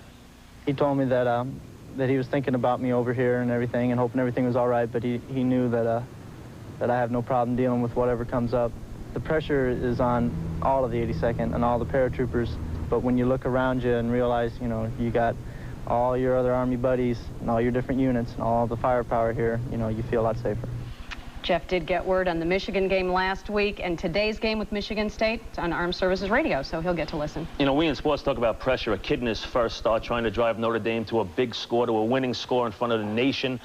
But when you talk about the real world, there's pressure. Yeah, it puts everything in perspective. Sure. Thanks, Mike. And college football today on CBS continues after this.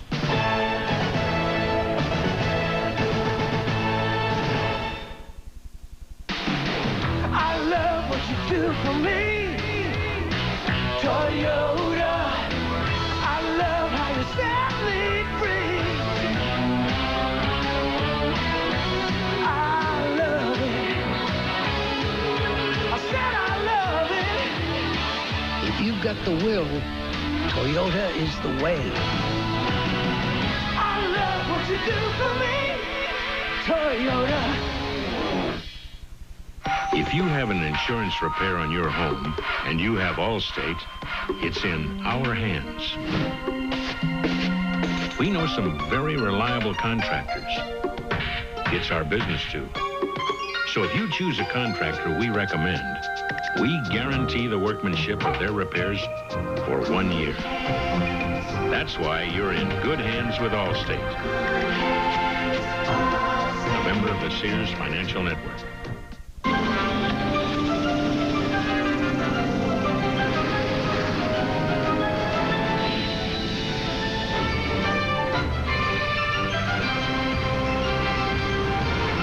Where do millions of the world's vehicles go when they need to fill up? The same place you do.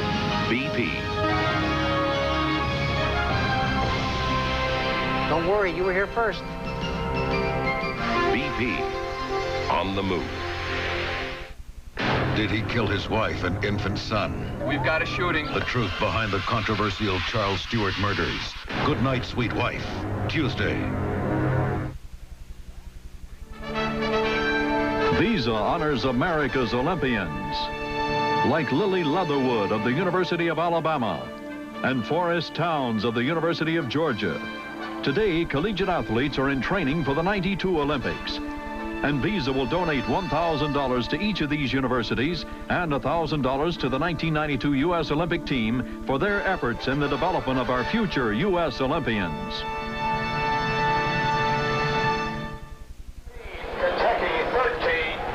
As UGA 5 looks on, as Georgia Bulldogs trail by 4. Halftime in Athens. It's Alabama 10, Georgia 6. 82,000 hoping the Dogs can come back in the second half. Right now they trail the Crimson Tide of Alabama at halftime, 10-6. John Casey with 2 field goals. Philip Doyle has 1 for Alabama. Robert Jones has our only touchdown of the day.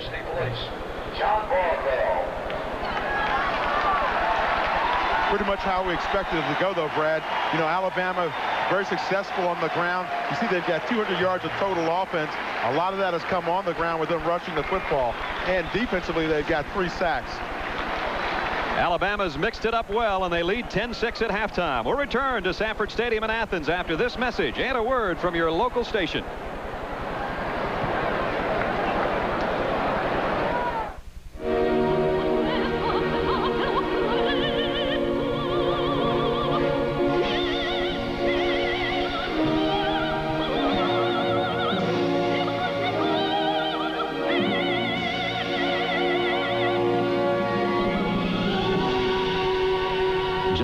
reminder. Proper maintenance with AC Delco parts can significantly reduce premature wrinkles. AC Delco, it's like buying time. Today, women's insurance needs are changing faster than ever. When Sherry Fuller had her first insurance claim, everything turned out just great. That's because we've gotten together for State Farm Family Insurance Checkup. I'm Sherry's agent, Penny Hardesty. The Family Insurance Checkup is our way of helping you keep your protection up to date. The advice is free. The decisions are yours. State Farm agents want your claim to have a happy ending. Like a good neighbor, State Farm is there. This is CBS. In sports, we never settle for anything but the best from our teams and our coaches. We know what it takes to win. Hard work, discipline, and strong leadership.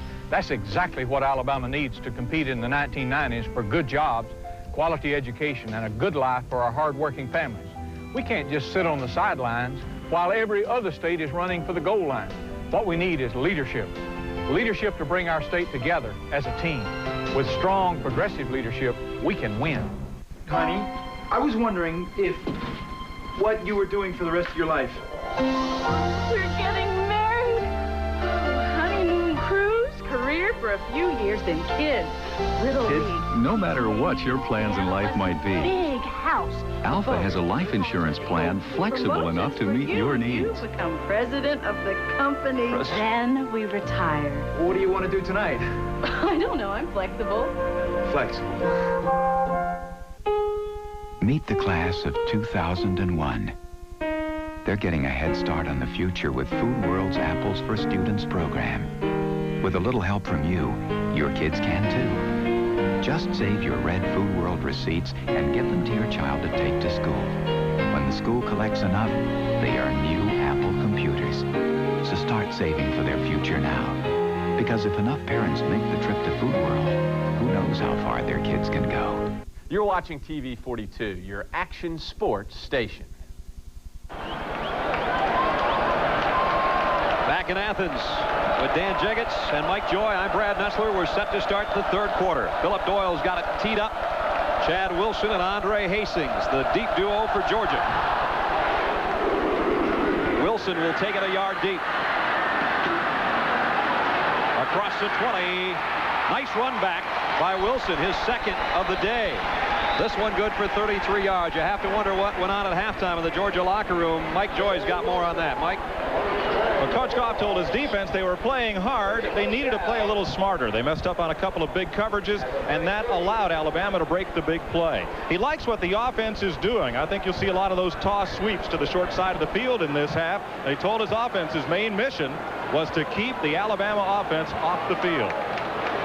Larry Ware and Garrison Hurst have done most of the running for Georgia. And Ware got a yard. That's about it. Derek Oden has been all over the field for Alabama today. And he's in on that stop again.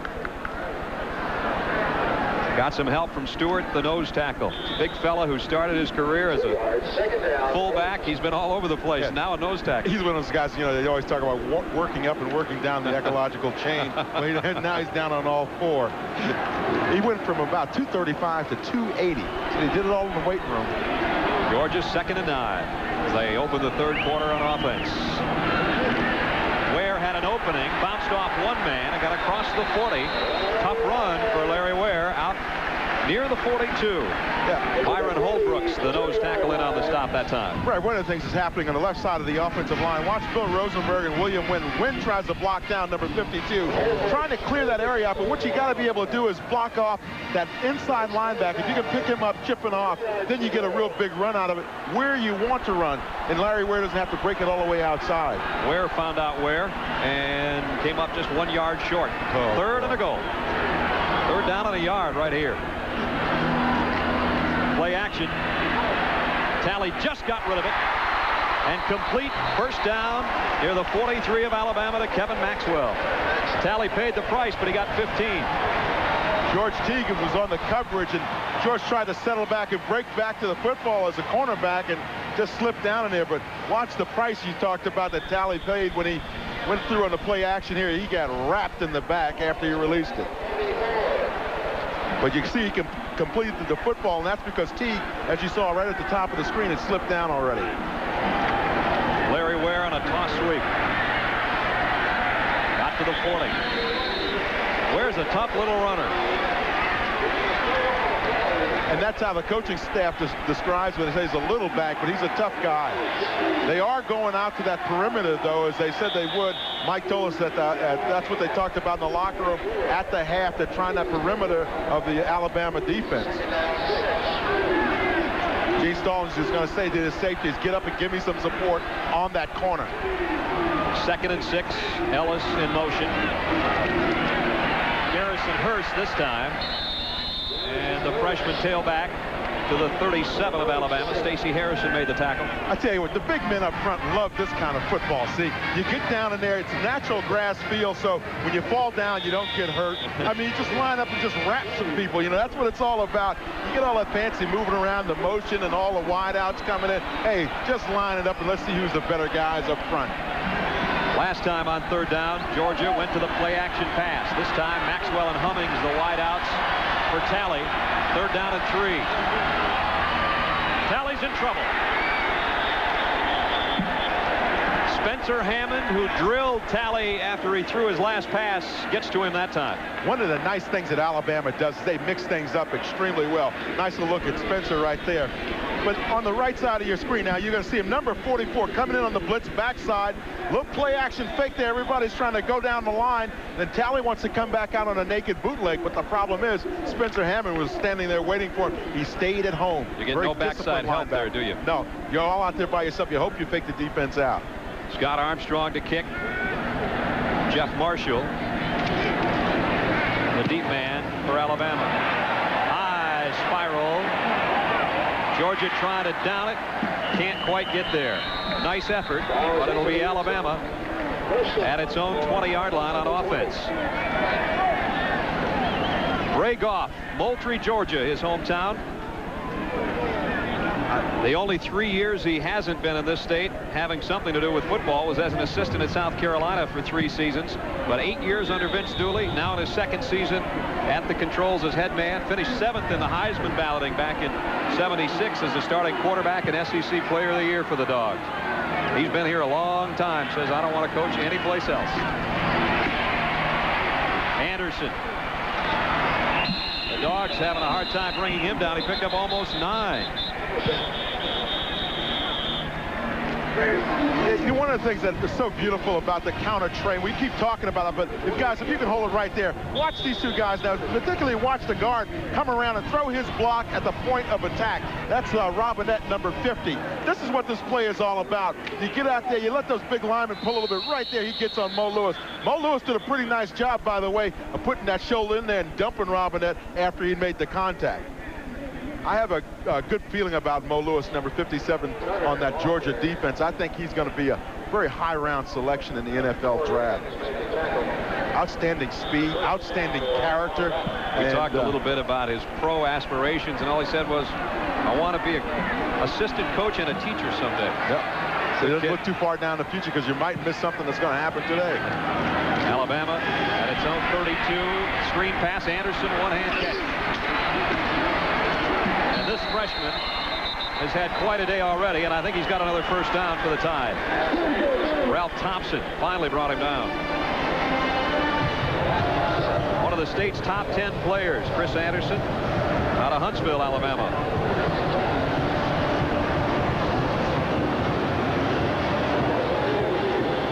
Touchdowns as a senior in high school last year.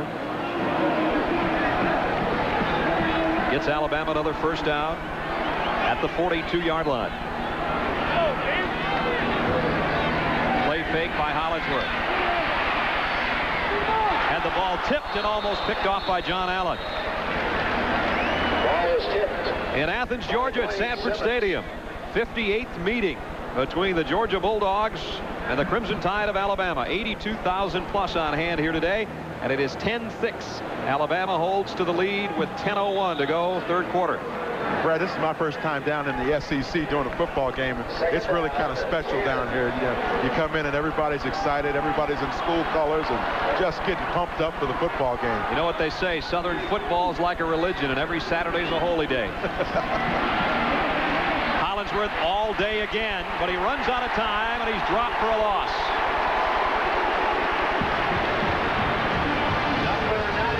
be a coverage sack as Eric Coney got it. Hollingsworth just couldn't find anybody, Dan. And good pressure, too. You know, one of the things is if you get good coverage, it's going to allow your defensive line to get in there and get some pressure on the quarterback. Now, you can see right now Hollingsworth cannot find his primary receiver. He's looking. He said, hey, I'm not going to throw another interception. Just tuck it down and take the 2 or 3 yard loss. A 3-yard loss and a 3rd and 13, what the Tide faces here. Alabama at its own 39-yard line from the shotgun.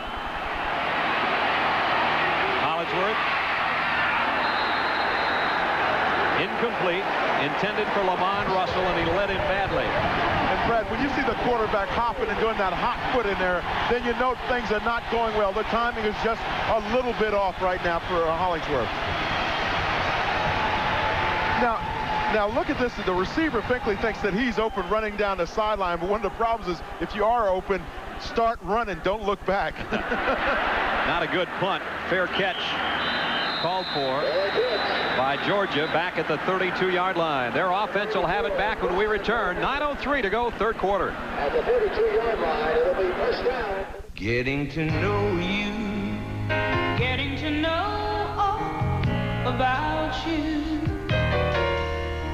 Of all the cars and trucks people could choose, more people chose Geo in its first year than Honda, Toyota, and Nissan combined in their first 2 years. Get to know Geo at your Chevrolet Geo dealers. Getting to know.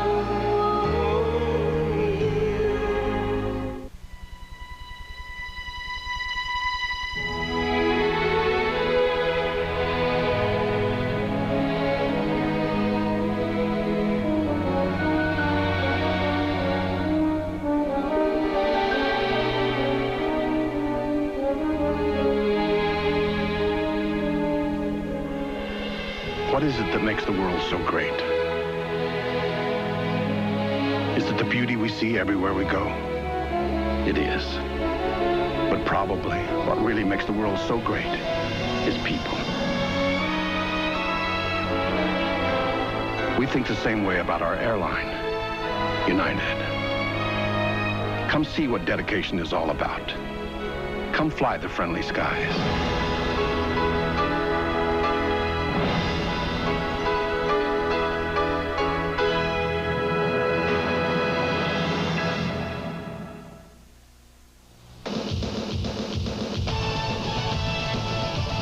CBS Sports coverage of today's CFA game is sponsored by Today's Chevrolet, to invite you to see why more people are winning with the heartbeat of America.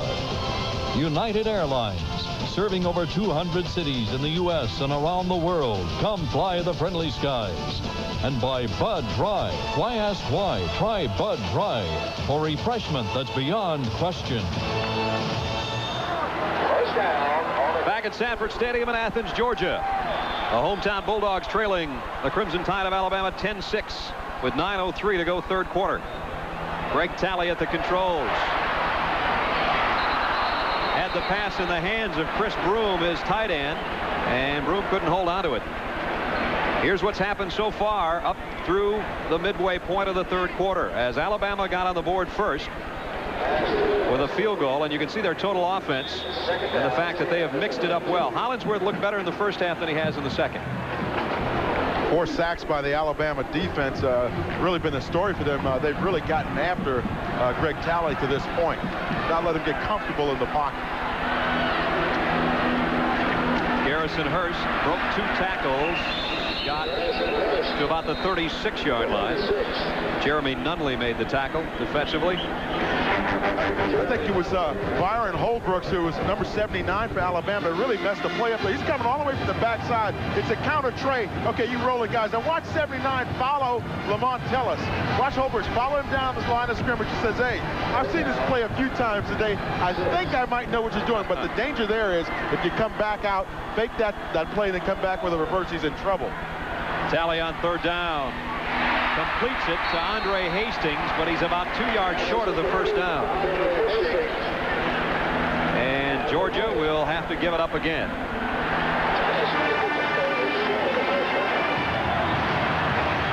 Andre Hastings. Morrow, Georgia.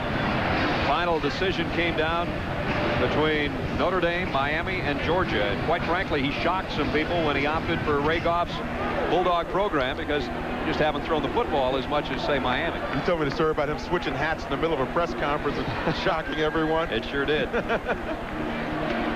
Armstrong to punt. Another nice kick. Jeff Marshall makes the catch, and a flag goes down. Did Georgia not give him enough room? Yeah, I think you have to give him at least 2 yards, and they didn't really give him that cushion. So that's probably what the penalty is.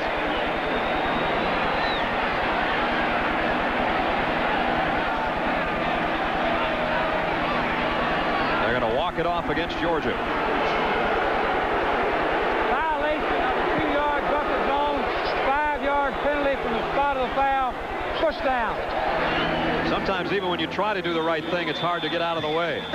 That was Brian Cleveland, number 37. He knew he was in there trying to do a little moonwalk to get out of there. Still 10-6, Alabama, 7:35 to go in the third.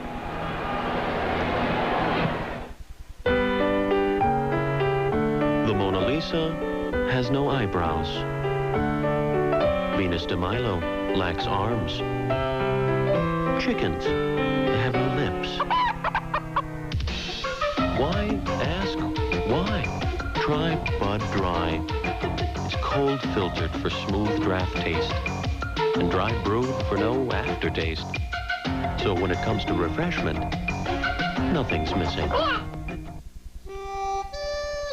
Last year, more truck owners switched to Chevrolet than to any other truck. Listen to the heartbeat. Nearly 200,000 in just 1 year. So if you're still not driving a Chevy, what are you waiting for? More people are winning with The heartbeat of America. Today's truck is Chevrolet. Lots of men have heard about minoxidil. And lots of men have heard about Rogaine. But lots of men don't know that only Rogaine has minoxidil. And only your doctor can prescribe Rogaine. For more information, call this number now.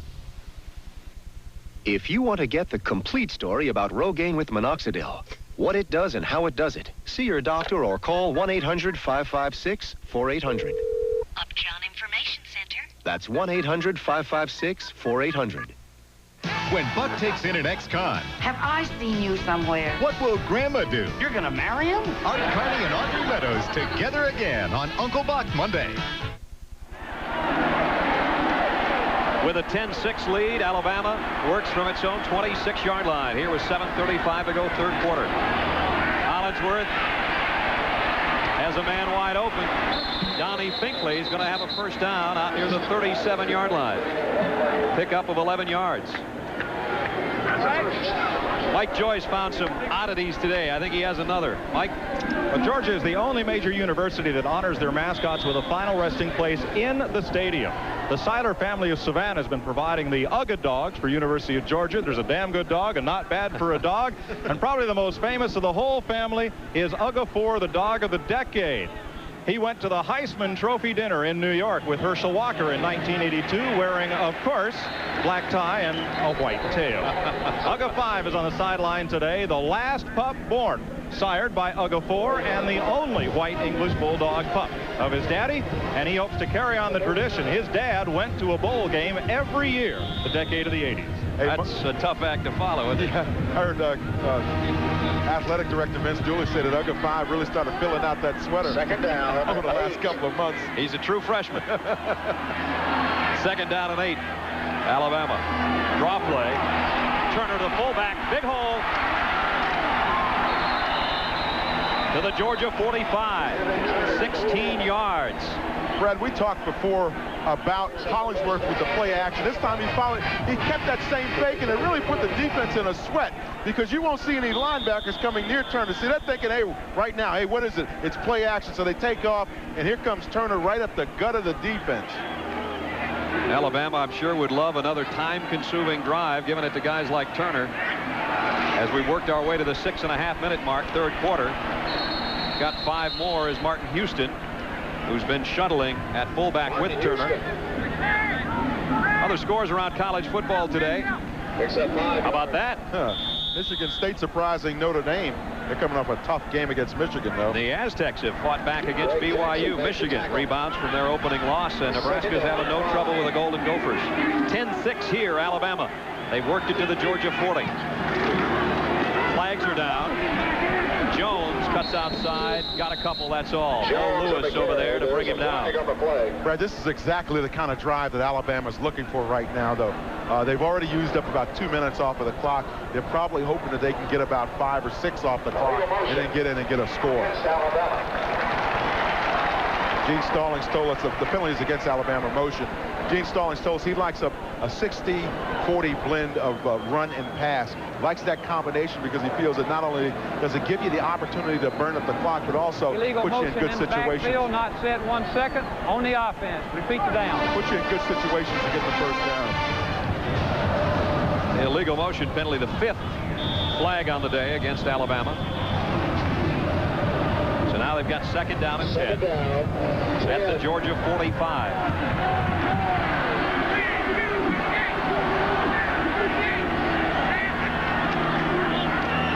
Hollingsworth, a lot of room in front of him, got it to Russell.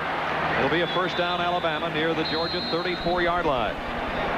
Pickup of 11. Lamont Russell was questionable coming into the day with a bad ankle and a bruised sternum from a hit he took last week against Florida. You know what happened on that last play was 93 Eric Cooney came from his outside position, his defensive end position, and he ran a loop up inside. Now the quarterback just simply rolls out that way. Watch over on the left side of your screen. So Cooney, 93, roll inside. Hollingsworth comes outside, and there's nobody there to contain it. They go back to the draw play now, and the big fullback Houston dragging would-be Georgia tacklers for about 4 yards. Made by Ron Hart. Approaching the 5-minute mark, remaining in the 3rd quarter. 2nd down, 7. 2nd down, a long 6 for Alabama. They'll go with the sweep cutting back as Lassick. He might have another first down. Dwayne Simmons in on the stop.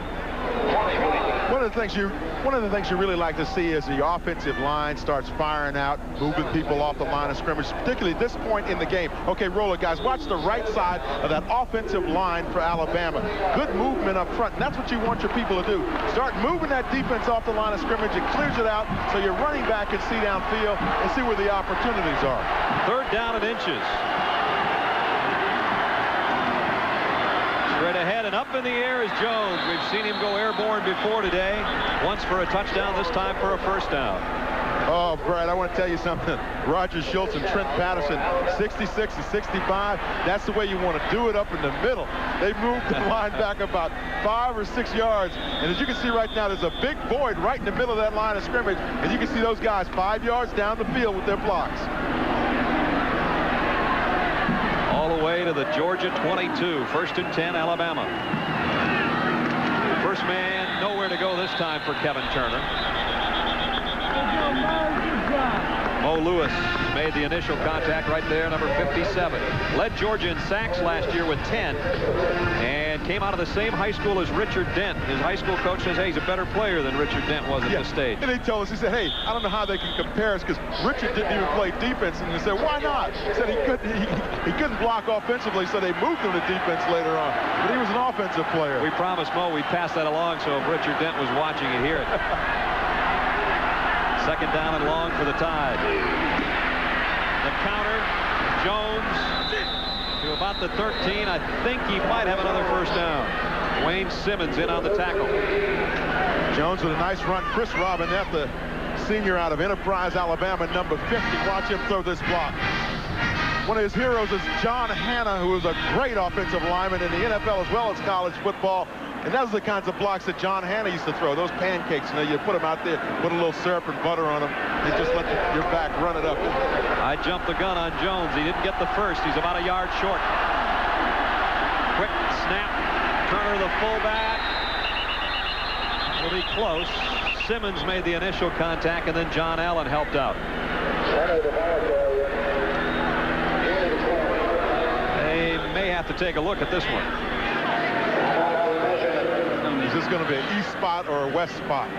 They'll bring the sticks from the far side. If it's an east spot, Alabama has the first down. If it's a west, Georgia gets it's 4th down.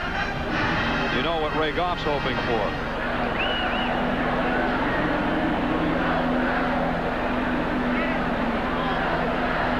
First down, Alabama. Go east, young man. Just enough. You know, one of the things that Ray Goff told us about his team, though, and particularly about the defense, he says, even though we've had all the injuries and all the problems that we've had, these kids will line up and fight you. And so far, that's what they've done with this Alabama group. 12th play of the drive. It's taken Alabama over 5 minutes to get this far. First down. Jones, the tailback. Georgia stretches it out nicely. Bryant Gant made the tackle. Gantz had to step in because, again, Norman Cowens was arrested this week on a drug charge. And so Gant has stepped in and filled the void and done a rather nice job of it so far today. You know, you mentioned Norman Cowens in a situation where he was apprehended selling or buying drugs. It was interesting to hear Ray Goff's statement. He said, you know, I'll protect my guys, I'll work with them, but I do not condone that kind of activity. And I think that's the kind of thing that a young coach has to do, is take that kind of stand in that situation. 2nd and 11, flags down. Jones shows determination down near the 7. Again, Morris Lewis and John Allen combine on the hit, but again, a marker down at the line of scrimmage. 10-6, Alabama leading Georgia here in Athens in the 3rd quarter with 1:24. Jones has the only touchdown of the day. Doyle's kicked 1 field goal for Alabama. John Casey has kicked 2 for the Bulldogs, and that's accounted for our scoring. And this one they'll walk off against Alabama, penalty number 6. Illegal procedure on the offense. Not enough men on the line of scrimmage. Repeats it down. Those little mental errors. The little mental errors that Gene Stallings kept talking about. He says, hey, look, what can you do about those things? Number one, you don't have a lot of time to work with these kids now. He said that's one of the big differences between college football and pro football. You know, you may have these kids for an hour and a half in meetings, and they got to go on to all of their classes. So sometimes those little things start falling between the cracks in a new organization such as this one. 2nd and 16 for the Tide at the Georgia 18. Here comes a blitz. Hollingsworth got rid of it, but he couldn't get it to Donnie Finkley, who was open. And Georgia has blitzed very little today, Dan. Yeah, but they were looking for certain opportunities to send the linebackers, and this is one where they took advantage of it. Now watch over the right side of your screen. You'll see the pressure coming in on Hollingsworth from the outside and inside. John Allen and Torrey Evans both coming in. Evans being 45 and Allen 44. About 82,000 on their feet. 3rd down and long for Alabama. Hollingsworth wants to change it up.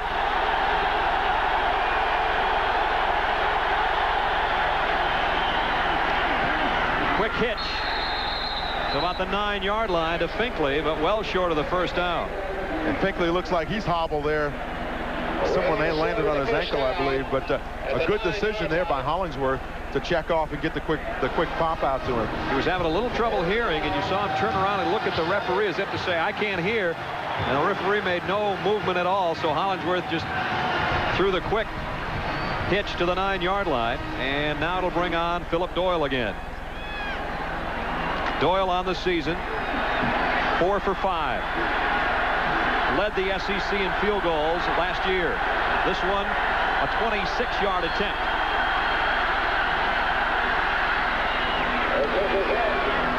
Doyle splits the uprights, and Alabama stretches their lead to a touchdown. 19 seconds to go, 3rd quarter, 13-6 Tide.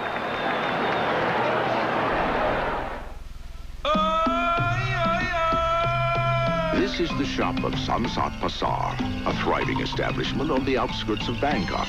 Unlike other international executives, he has no phone system, no computers, not even a fax machine. He does, however, enjoy one modern and efficient service nearly 4 billion people in more than 180 countries today can take for granted. UPS. We run the tightest ship in the shipping business. Heard from an old student. Remember Brian McKenna? Smart kid. Good ball player. Great hands. Where's he going to college? He's nice. Too bad. studying aviation electronics. But you said... In the Navy, then college. The Navy College Fund in Montgomery, GI Bill. Over $25,000 for your college education. You and the Navy. Like I said, smart kid. Full speed ahead. Getting to know you. What's this? New import? Geo Metro convertible. Must be new. I didn't even know Geo had a convertible. I can just see it. Top down, wind in my hair. How much? No way. A convertible for less than 10 grand? Oh, it's gonna be a great summer. Get to know the new Geo Metro convertible at your Chevrolet Geo dealers. Getting to know you. A child dangles from a chairlift. There was nothing I could do. Now a young man's desperate act of heroism is all that stands between life or death on Rescue 911 Tuesday. It's now a touchdown difference as Doyle has added 3 more for Alabama. The Tide 13-6 over the Bulldogs. 19 seconds to go, third quarter. Dan, we talked about a time-consuming drive for Alabama. It's just a little over 7 minutes for the 66 yards and the 16 plays, as you mentioned, Brad. So that's kind of what they wanted to do, is drain that clock, and they did it. Doyle's kickoff, a line drive. Wilson's done a nice job on the return duty today, this time from the 3.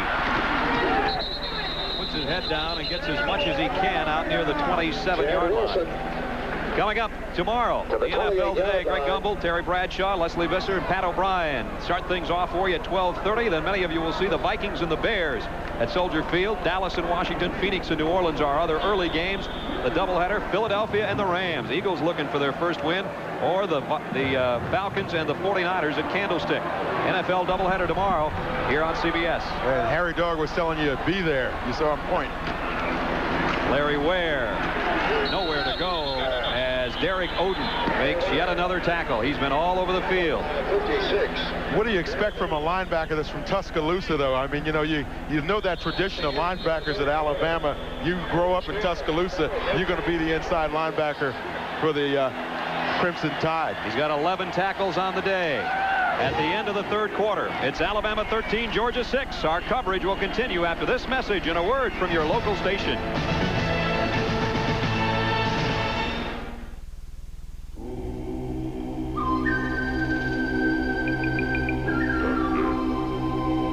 Here's something for all you truck drivers to think about. There's an oil made special for trucks. An oil with the Shell brand. Oil that protects engines when they rev their highest and work their hardest. Think any oil will take care of your truck? Think again. Truck Guard from Shell. On a night like this, you'll be grateful for a safety feature found in almost every Chrysler car you rent from Thrifty. A safety feature Thrifty hopes you'll never see. It's an airbag. That's right, an airbag. In about half the time it takes to blink your eye, this airbag can inflate and save your life. At Thrifty, we take safety as seriously as savings. Thrifty, because it's your money. This is CBS. The word was out. Contel's Golf Division was looking for a new home. A telephone call from Governor Joe Frank Harris in Georgia asking me to stay in town, and also a call from Governor Campbell, I believe, in South Carolina, inviting me to move my operation over there. Then he met with Alabama Governor Guy Hunt and decided to build near Birmingham. He obviously genuinely wanted us to locate here. Seeing business and job opportunities grow in Alabama is a beautiful sight, and it will remain my top priority.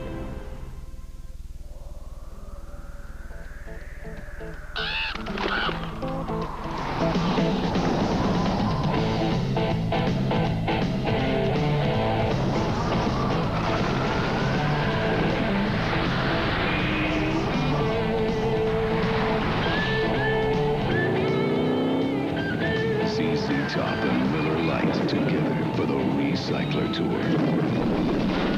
Don't let them pass you by. The cars at East Lake Auto Sales are good buys because the original owner paid the depreciation and you don't have to. If you have any questions, you can call them at any time and know that they'll take care of it. They're interested in me and my welfare with their product. Every car that we've bought has been a good car. They've been just like new. This is telling Birmingham that we're here and we're going to be here in a first-class way. I'm Barbara Bolding. You're watching TV 42, your action news station. CBS Sports coverage of today's CFA game is sponsored by Visa. Accepted at nearly 7 million places worldwide. Visa is everywhere you want to be. Allstate.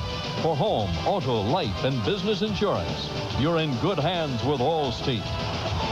And by Thrifty Car Rental, because it's your money. Georgia still looking for its first touchdown as we head into the fourth quarter. They trail by 7. Play fake. Talley wants to go deep. Hummings can't quite pull it down. Well, Georgia pulled the trick play to start the fourth quarter. Didn't work for them. Charles Gardner and George Teague back there defensively for the Tide.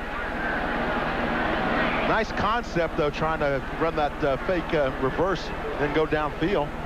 Most of the offense for Georgia has come from their 2 tailbacks today. Third down, 10. Larry Ware and Garrison Hurst. There's the numbers. Hurst, the freshman, has been having a sensational day running the football. Greg Talley, meanwhile, only 4 out of 10 for 45 yards throwing the football. Here comes his 11th throw. Maybe. Sack back at the 20. John Sullins and Steve Webb. That's sack number 5 for Alabama. I tell you, it was a combination of good effort up front by the Alabama defense and good coverage also by the secondary of Alabama's defense.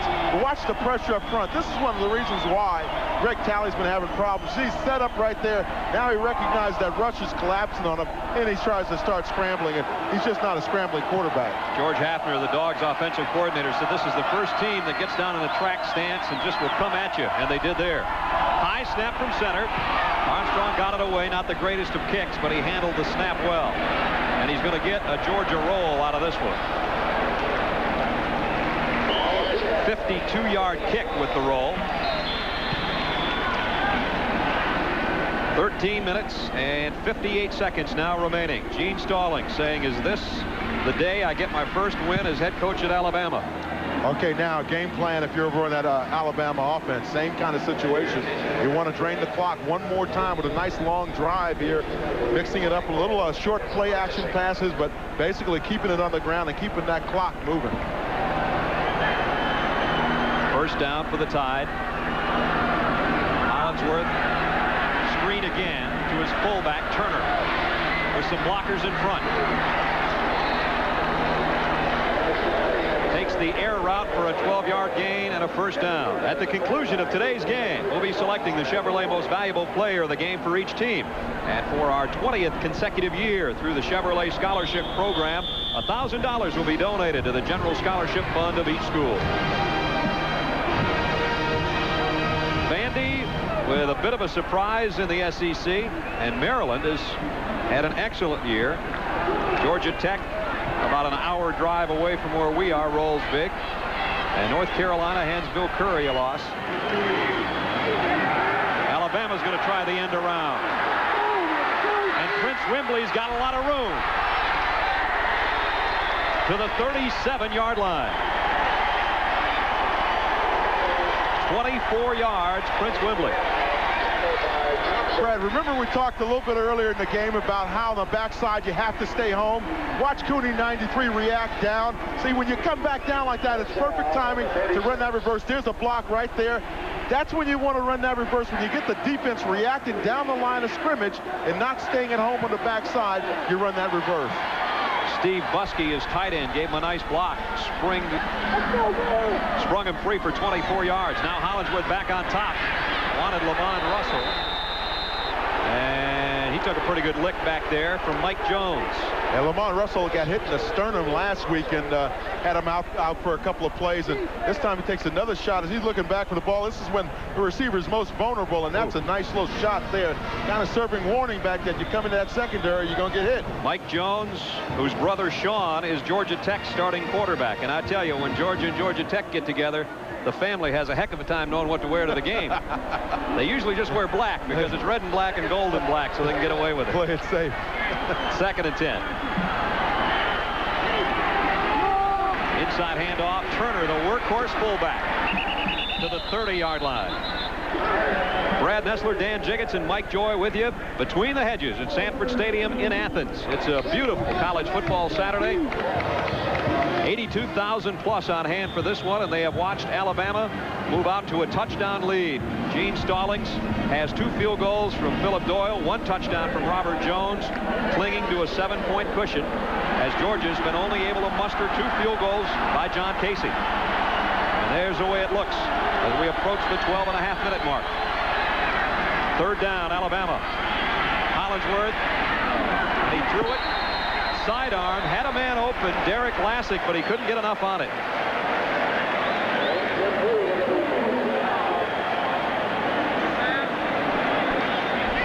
So Alabama is going to try to tack on 3 more.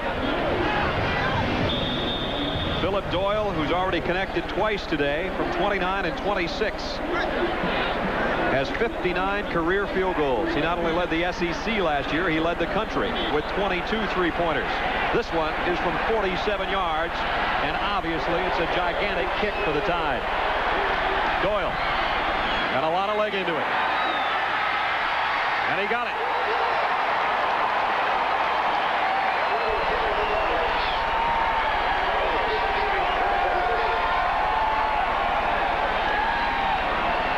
That one is very big for Alabama. Start thinking about the importance of that, because now they're up 10 points, Brad. 12:21 to go in the ball game. It's now Alabama leading Georgia by 10. Phil and Laura Gordon, married, 1 child. Frosted Flakes, Dad? No, that's a kid's cereal, honey. Yeah. How about some All-Bran? Publicly, they claim Kellogg's Frosted Flakes is just a kid's cereal, but these films tell a different story. Experts believe they loved those sweet, crunchy flakes as kids and just never got over them. I forgot my lunch. What's going on? Nothing. Here, where's mine? Really? Oh, my gosh. It's okay. Why hide it? Frosted Flakes have the taste adults have grown to love. They're great! We tested STP oil treatment under the worst possible conditions. In the taxi cabs in New York City. The result? Engine lift to wear was reduced by up to 50%. And now there's an STP for your newer car, too. There's a new attitude at Northwest Airlines, a new dedication to service. You can see it in our on-time performance, the best of the top 7 U.S. airlines. That's our commitment, to make sure you're on time for your commitments. Winning. It's more than a word. It's a spirit that's driving everything we do. And it's why more people depend on Chevrolet than any other car. From the people who push them to their limit, to the men and women who drive them home, more people are winning with the heartbeat of America.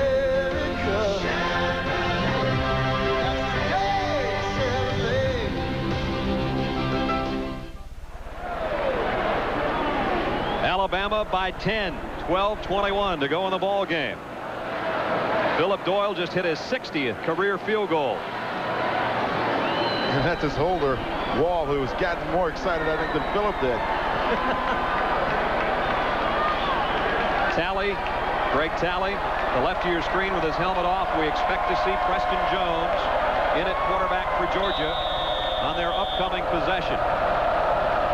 Chad Wilson, Andre Hastings deep for Georgia. They need a good run back.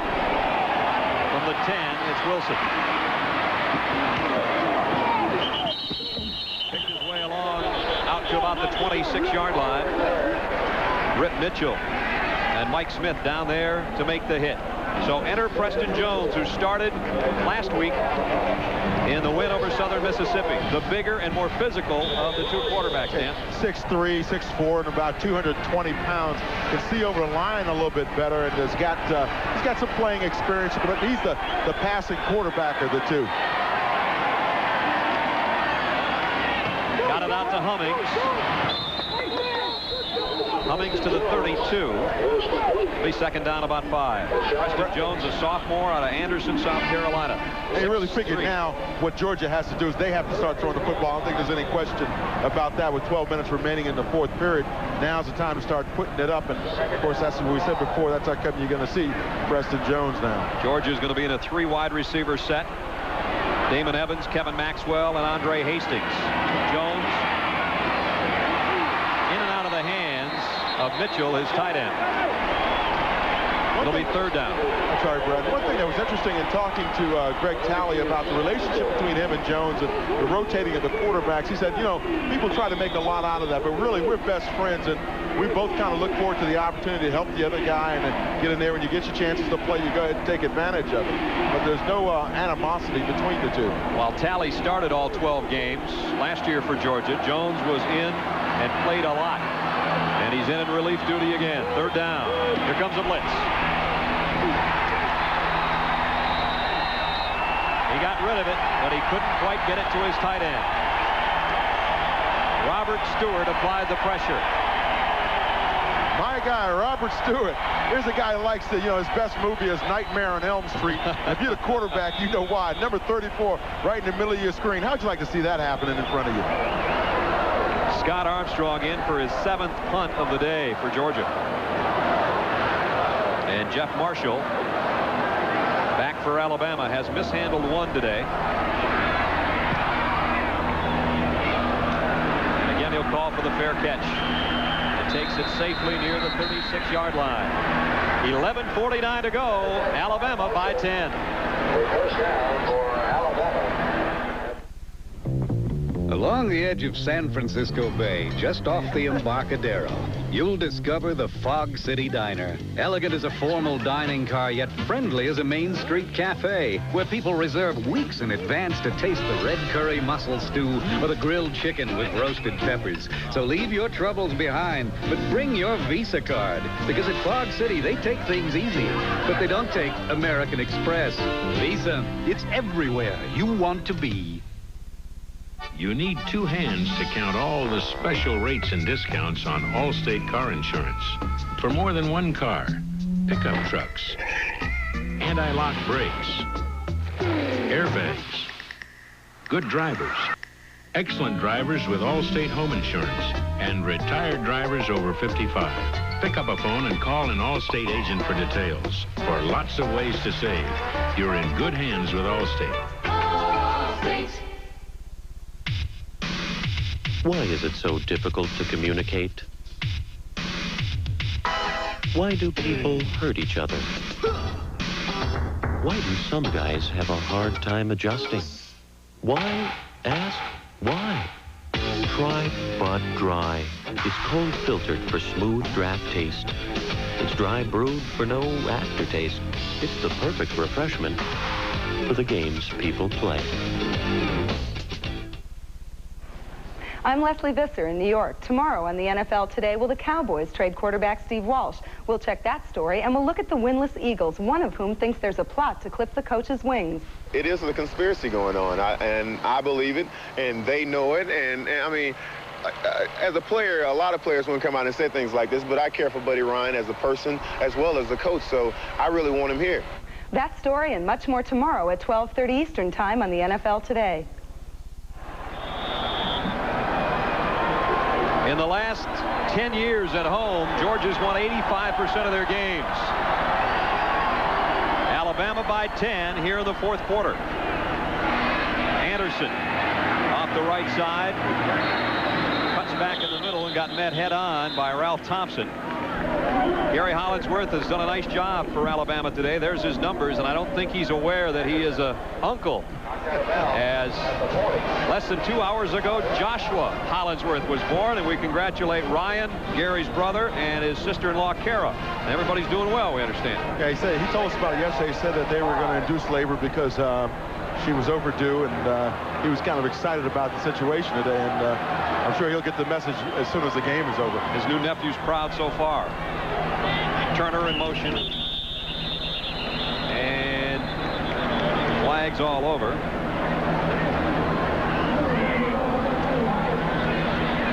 Brad, Brad, it just appears to me that right now, if you're in that Georgia defense, you got to be thinking. Dead ball. False start on the offensive line. Repeat the down.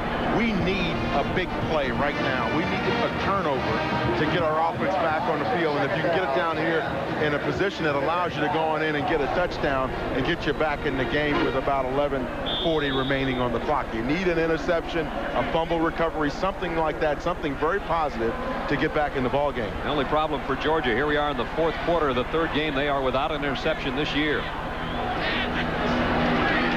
Hollingsworth completes it. Very short gain. Derek Lassick run out on the far side. 16-6. Alabama leading Georgia. Let's go to New York for a baseball update. All right, guys, the Mets have won 11-5 over the Cubs. They're now 2.5 games behind the Pirates. Meanwhile, in a game we were supposed to televise at noon, the Yankees and the Red Sox have just started after a 5-hour rain delay at Yankee Stadium. We will keep you updated throughout our college football coverage. Now, back to Brad Nessler. All right, Andrea, you know the hot dog sales at Yankee Stadium are phenomenal today. Hollingsworth on third down. Completes it. First down catch by Lorenzo Cole. And so Alabama can keep this drive alive. This is what you want to do right now if you're in that Alabama sideline. Start nickel and diming the defense, you know, taking the little things that they're giving you, dumping the ball off short, finding the little open areas, and making enough to move the sticks and keep the clock rolling, and that's exactly what they're doing. And straight ahead, flags down. Turner, the fullback, actually may lose a half yard here. Number 1, Notre Dame in trouble against the Spartans. BYU back in front now. The Aztecs of San Diego State. Boy, Southern Illinois giving the Illini all they need. Same story with Furman in Florida. Florida, of course, hit with probation this week. Not too happy about that. They were hoping for a bowl situation at the end of the year and apparently will not get it. Legal motion. I said 1 second on the offense. The penalty is declined. Georgia declines a penalty. I think it's the third time today we've had an offensive formation by one of these two teams and all the players weren't set for the full second count. Yeah, either that or, you know, they're not all up on the line of scrimmage. The outside guys, far outside, have to be up on the line of scrimmage. 2nd and 10. Hollingsworth had it batted down. Mike Steele, I think, is the guy that got a big paw in the way. Junior out of Wichita, Kansas. He's really the only official starter left on that front wall for Georgia. When you really think about how depleted that defensive line is, I'm sure Mike Steele was wondering where all of his guys are. He's 6'4", and he gets elevated on the play, just slaps it away. Well, with under 11 minutes to go, Georgia's got to hold Alabama here on third down along 10. Here comes a blitz. Incomplete. Intended for Finkley. And so Alabama got 1 first down, and now they've got to kick it away. Now, this is a situation that Georgia's been looking forward to now. Offensively, can you come back on and make the clock work to your advantage and put some points up on the board? Chuck Carswell back, awaiting the Alabama punt. They put 2 blockers back with him.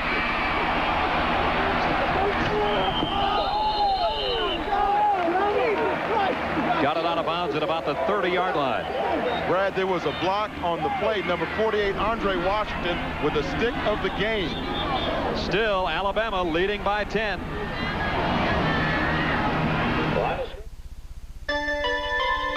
Not long ago, one of the first Lumina sedans was bought by a family of 5. They said they liked how smooth it was, all the room it had, and they liked the price. Since then, the Lumina sedan has quickly become the best-selling new car name in America. Apparently, a lot of people like how smooth it is, the room, and the way it's priced. Now more people are winning with the heartbeat of America. That's today's Chevrolet. The good, the bad, the bumpy. Whatever the road, a Michelin is built to give you all the miles we're famous for. Ride 'em, cowboy. Buy 10 rolls of pink insulation, R13 or higher, to keep you warm indoors, and get a free NFL coach's sweater to keep you warm outdoors. Offer ends October 14th.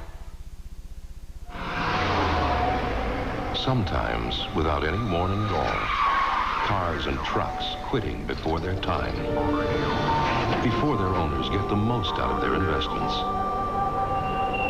Maybe they don't know about AC Delco, a full line of auto parts designed with proper maintenance to help your car or truck last. Maybe they should. AC Delco. It's like buying time.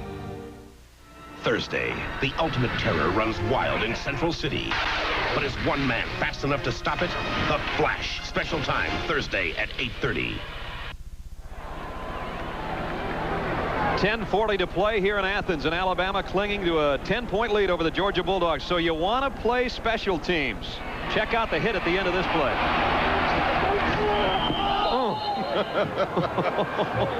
As I said, we're going away. That was Andre Washington, inside linebacker, as a freshman for the University of Georgia.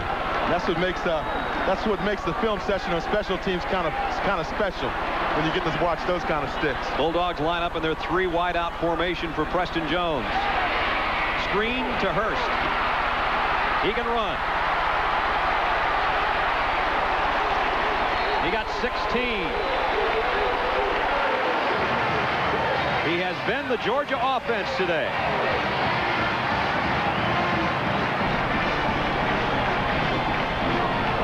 We talked about the inevitable comparisons to Herschel Walker. As long as Garrison Hurst keeps doing things like this, things that are very special to running backs, those comparisons are going to stick around because he's pretty good. He might even be a little bit better than Herschel at some point or another in his career. First down, Georgia. Straight ahead, Max Strong. The fullback got 3. And the clock has now worked its way under the 10-minute mark. 16-6 Alabama. Preston Jones in as a reliever. Greg Talley started this game. You know, Brad, at some point or another, you think that, you know, Preston has to go up top. I mean, they need a quick pop right here. They need some juice right now. There hasn't been a long ball thrown by either team all day. Larry Ware. Nice stiff arm on Stacey Harrison. Then he crawled his way for about another yard. Alabama leading here. We got an upset in the making, though. Michigan State by 12 over #1 Notre Dame. You know that's going to happen at some point or another. Notre Dame's schedule is just brutal. You know, said to me last night they're not going to go the whole distance without losing one. Yeah, it's tough to do it right now. Nobody knows how much tougher it is to do those kinds of things than these 2 coaches on the field right now. Gene Stallings at 0-2, hoping to get his first win today. Third down, a long 3. Larry Ware cuts inside. I think he got it. Yeah, he got one of those east spots as well.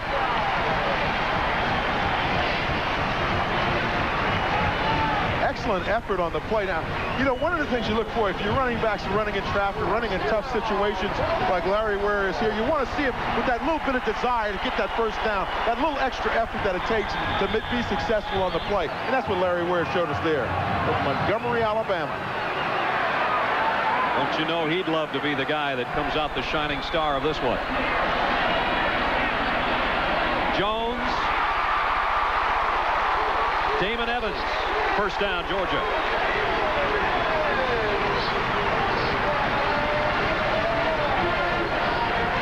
Preston Jones must have gone over to put a little heat on that arm. Starting to warm it up a little bit now. Left side of the screen, that's Evans will be down on that side. Jones with an out pattern at about, it's a curl pattern at about 15. First down at the Alabama 32. Quick throw to Hastings. Broke one tackle, and then he took a wicked hit as he worked inside the 30. I tell you what, I thought Jones did an excellent job of getting rid of the football. Blitz in his face, he just kind of sidearms the thing out there. Still a long way to go. 16-6 Alabama. Under 8 minutes now, though. 2nd down 7 for Georgia. Hastings in motion. Larry Ware.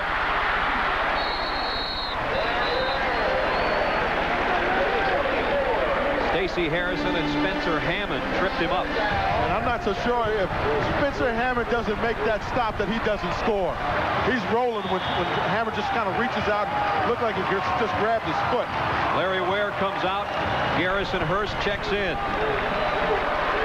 The two Georgia tailbacks have provided most of the spark today, and they need 2 more yards here on 3rd down. At the Bama 24, Garrison Hearst.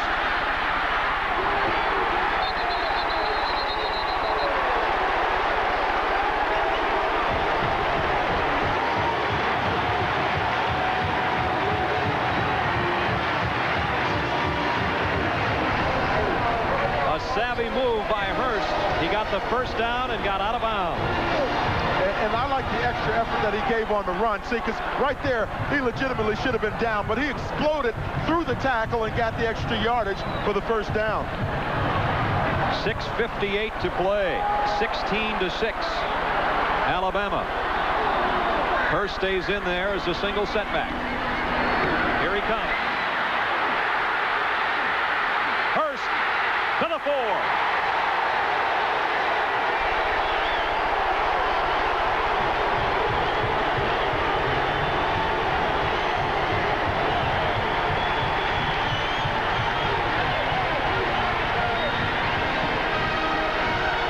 Key play here now. Watch Andre Hastings, number 1, come in and throw a block that really springs Hearst. After he makes that little break there, you saw him come right through the middle of your screen. That was a key block because it took out a couple of defenders and allowed Hearst to get outside. Garrison Hearst, his mom tells everybody, remember, he's only a teenager. You have a hard time convincing a few fellas out there in crimson and white that he's only a teenager.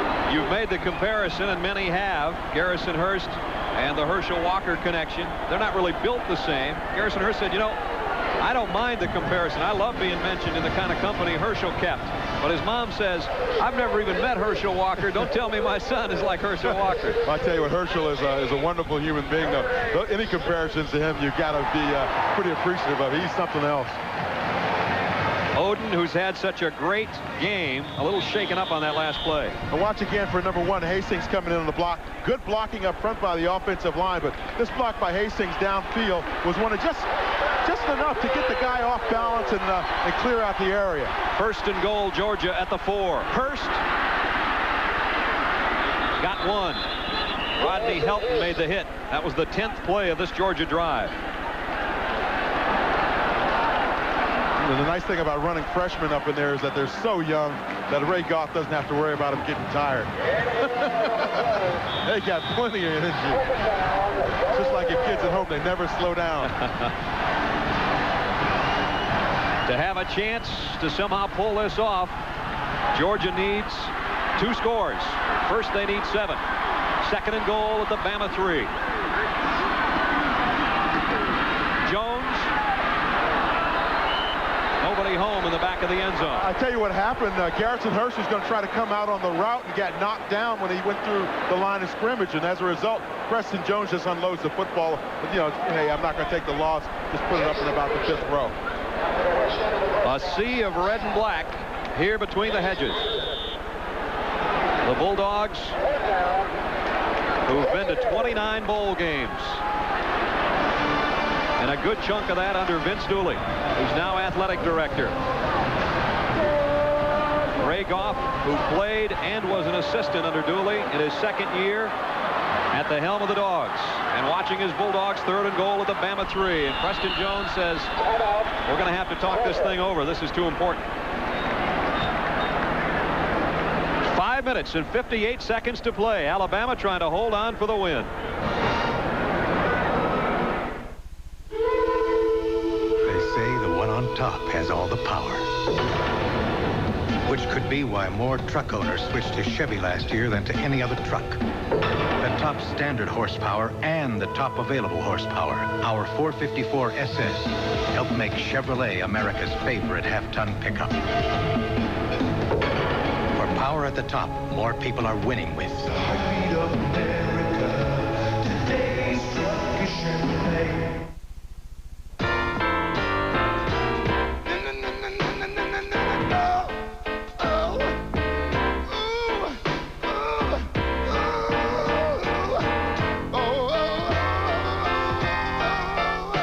time you experience headaches, backaches, nausea, and sleepless nights, there is one way to get relief fast. GMAC. We make financing and leasing your new GM vehicle painless. The temperature never drops below Zerex. If you don't know that about antifreeze now, this is where you're likely to learn it. Because when your antifreeze fails, it usually fails here, when your car has been sitting idle, when it's very dark and very deserted and very cold. Oh, thank heavens, you did remember Zerex antifreeze. The temperature never drops below Zerex. We're going to our game sites earlier, with our experts giving you the latest information. We're going to get you ready for the game like never before. The NFL today, 12:30 Eastern. Under 6 minutes to play in Athens. Georgia trying to cut the Alabama lead. They've moved it 70 yards down to the Bama 3-yard line. Larry Ware.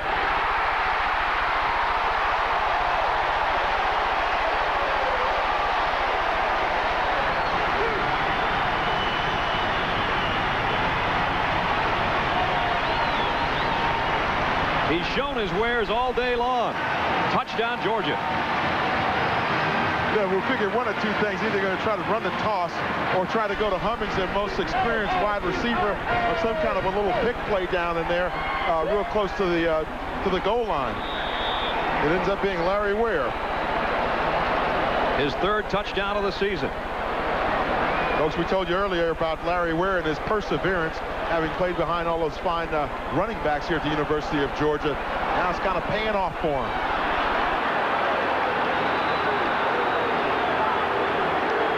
Georgia wants to go for 2. 5 minutes and 53 seconds. Ray Goff is not happy on the sideline.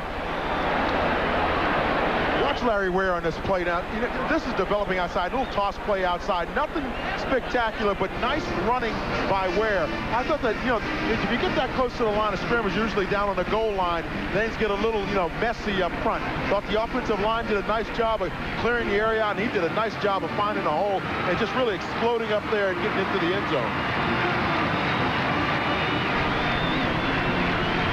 So Georgia talking it over on the sideline. Preston Jones there, who's come in after Greg Talley started. Just led the Bulldogs on a 73-yard scoring march. Still plenty of time left with 5:53 to go, and I'm sure Georgia is thinking, we got to get it back and we have to score again. But they will go for 2. Well, the thing they're thinking here is they can get 2 and then get the ball back and then come back, get a field goal, then they win the game by 1 if they can stop Alabama. Otherwise, if it came down to a field goal, the best they could play for is a tie. The Dogs go for 2. Hummings in motion. Ware wants to throw an option.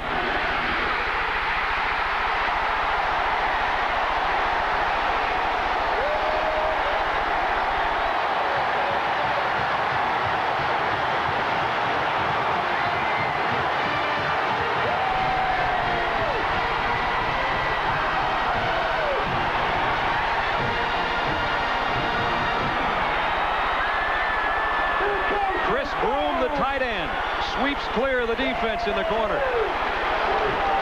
Larry Ware, the junior tailback out of Montgomery, Alabama, has probably his best passing day of the year and of his career. Nice feathery touch in there, you know, for the guy from Montgomery. And oh, what a lift that has given the Bulldogs, because now they know if they can hold on defensively, a field goal would win it. 5 minutes and 53 seconds to play between the hedges. Gene Stallings is that far away from his first win.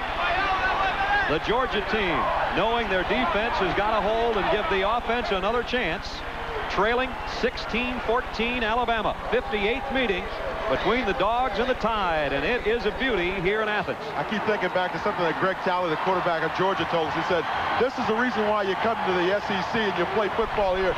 But these kinds of games, having to come down to this kind of a situation, this is when it's exciting to be out there and be in uniform. John Casey's kick. Prince Wembley, no chance.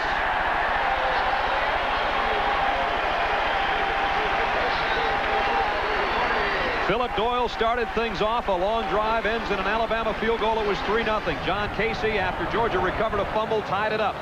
Then Alabama goes 80 yards, and Robert Jones goes airborne from 1 yard out. They're up 10-3. Casey adds a 19-yard field goal. 10-6. Alabama still in front. Then Alabama, another field goal from Philip Doyle. Stretch it to 13-6. He tacked on a long 47-yarder. And then Larry Ware from 3 yards out, and now we got a 2-point game. Classic. Got maybe 3. It looks like those Bulldogs are biting a little bit up front now. This is when the fans start the chant of whoop, whoop, sick 'em. And this is when if you're in the huddle and you're on the defense or the offense, you kind of look across the huddle and you start thinking about all the things you had to do. You worked so hard. This Georgia football team got up at 6 o'clock in the morning during the offseason, during their workouts together as a team without coaches. They wanted it to pay off now in the fourth quarter. 2nd and 6, Alabama. Hollingsworth wants to throw the screen again to Turner. This time Georgia has it read.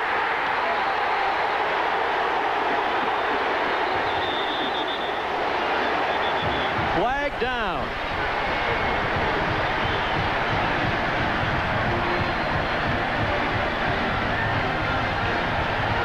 Penalty marker at the end of the play.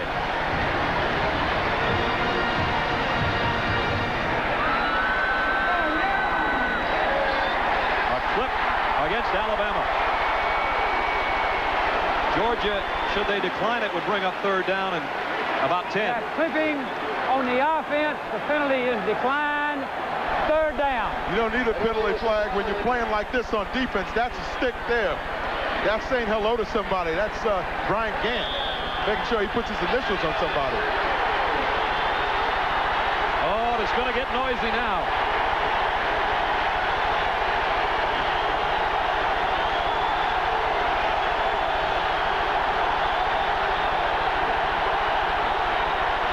Hollingsworth.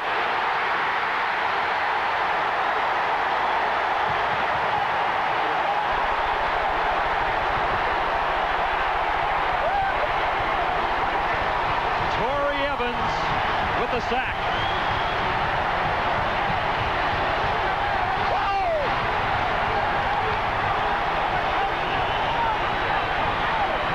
Talked about all that hard work that the Georgia Bulldogs did during the offseason really start to pay off. Georgia with the return on the punt. Carswell to the 45.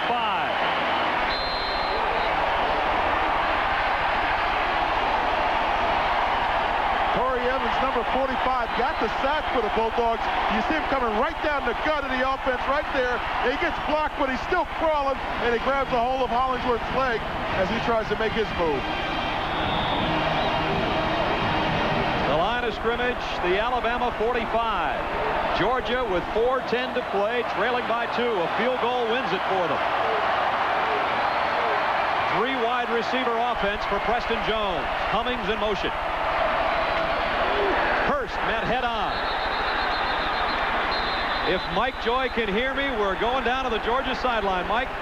When Alabama had the ball, they told the Georgia offensive team, we will get you the ball back. Now, the Alabama defense looked like elephants to Greg Talley, but with Preston Jones engineering the Georgia drive, he's the guy with the sack of peanuts. Second down and 10. Make it 2nd down and 12, excuse me. Garrison Hurst will be the single setback. And again, 3 wideouts for Preston Jones. Blitz. Broken up. Mark McMillan, the nickelback, got a piece of that one. Intended for Kevin Maxwell. It is 3rd down and 12. Oh, what a nice play by him, though. You see him just reach in here now. He's going to be on the right side of the screen. Watch him reach in. Good reaction to the pass. That's playing defense back there. Georgia needs 12 for the 1st down. They need at least that much to even give John Casey a chance to win it.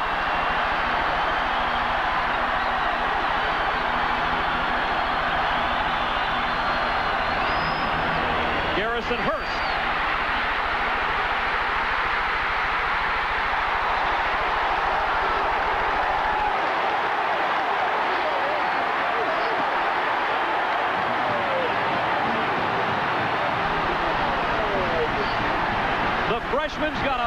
8 yards. Brad, it's just like that guy MC Hammer when he says, you know one thing, you can't touch this right here. Oh, that's nice. 2 or 3 nice cuts. At the 30 of Alabama, clock stopped 3:19.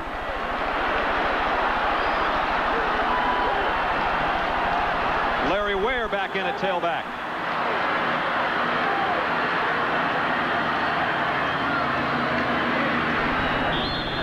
I doubt that he got a yard. Steve Webb with the initial hit. And now Georgia, I think Dan Jiggets would be happy to use as much clock as possible and try to get about 10 more yards to give John Casey the chance to win it all. Well, right now, you know, they'd like to get another first, Brad. They'd like to get down there inside the 20. Now, if you can use another minute and a half, 2 minutes, then it puts Alabama in a very difficult position of having to drive down the field and get the score. You can't afford a mistake here. 2nd and 10. Where? To the 21.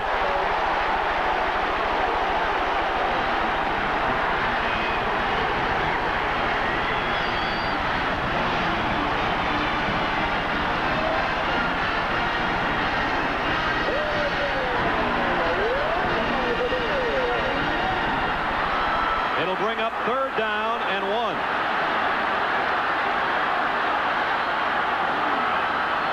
Larry Ware. John Sullins made the hit. And it's 4th down. Here comes John Casey.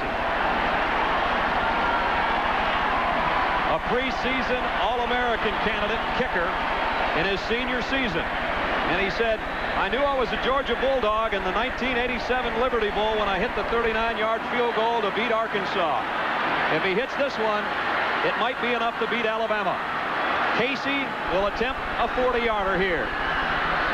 You'll know in a minute if it's good.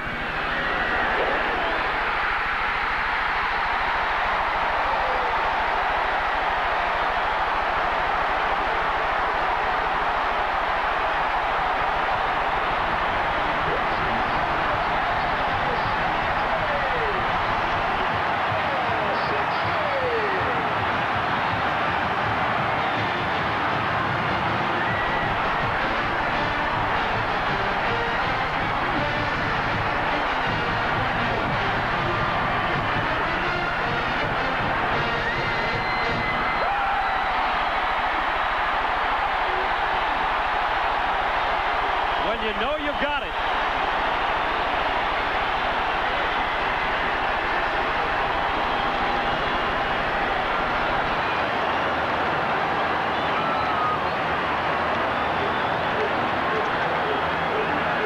Gene Stallings hoping for a miracle.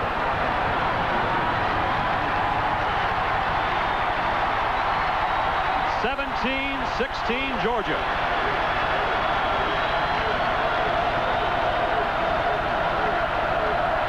The hero of the day so far set to kick.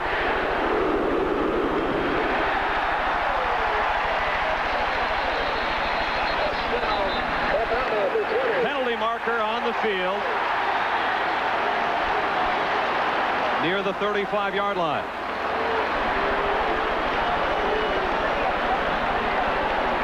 Ray Goff assumes this will be a penalty against Georgia.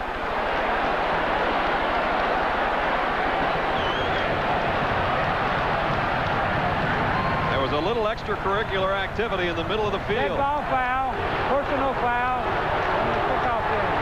Oh, that one hurts. And as a coach now, this is the one thing you don't want.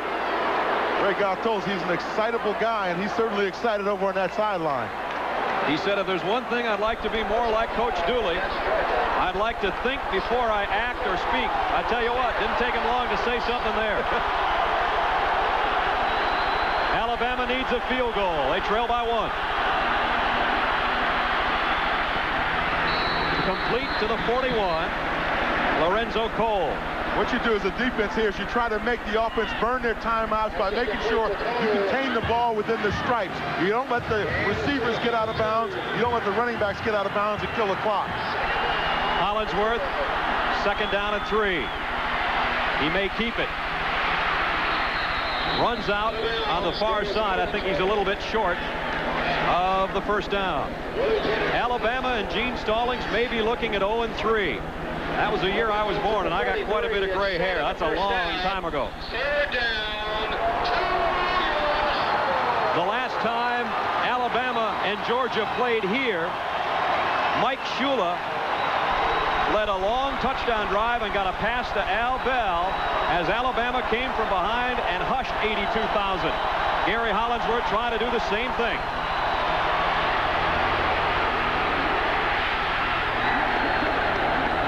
It's complete to Russell, and that's a first down, Alabama. And that time you saw the receivers come back to the quarterback. They recognized he was in a scramble situation and worked back to him and got open.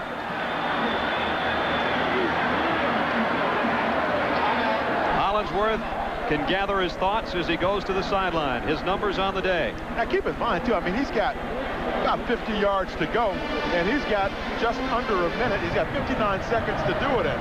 And all Alabama needs here is a field goal to win the football game. Ray Goff saying, I'm a little more calm now, but I tell you what, I didn't enjoy that penalty on the kickoff. Remember, instead of Alabama starting at the 20, the personal foul penalty brought it out to the 35 and gave them a little more room to work.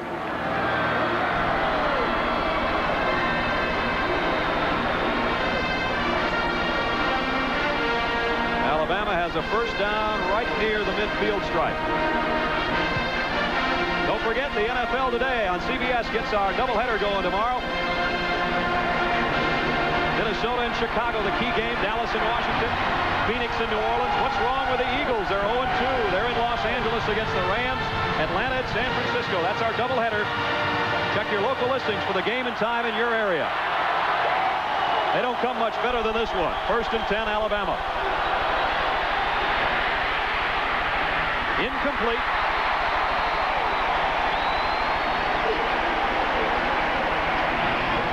Intended for Lorenzo Cole.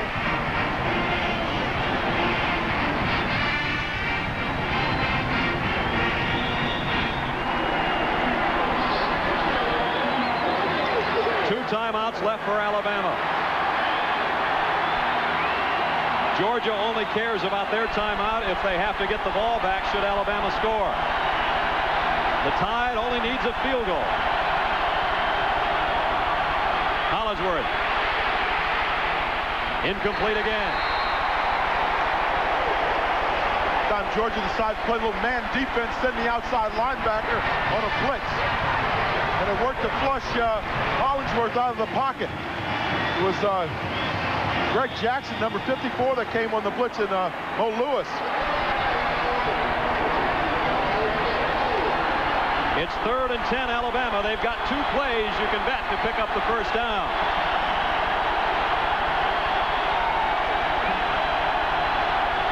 From the shotgun.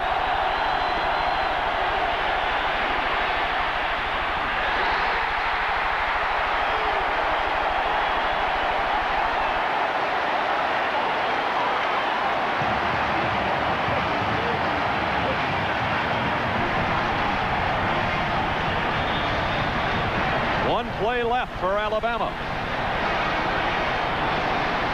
45 seconds to go. Only 10 yards, but it might as well be early season right now for Alabama. They need this first down real big. Gene Stallings wants a timeout. I don't think his players see him. Here comes a blitz. Wait a minute. Penalty marker down in the defensive secondary. And the Georgia players are indicating that it is against Alabama. Dead ball foul, delay of game, offense.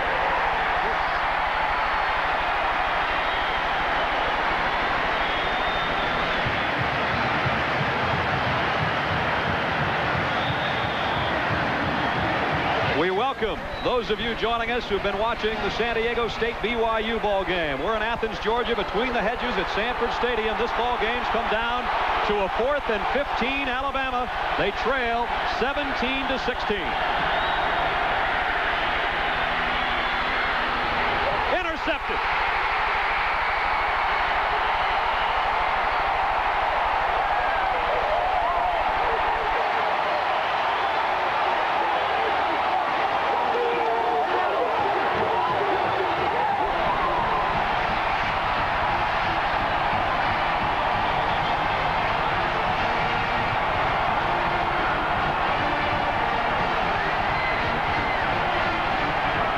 Chuck Carswell missed all of 1989 with a neck injury.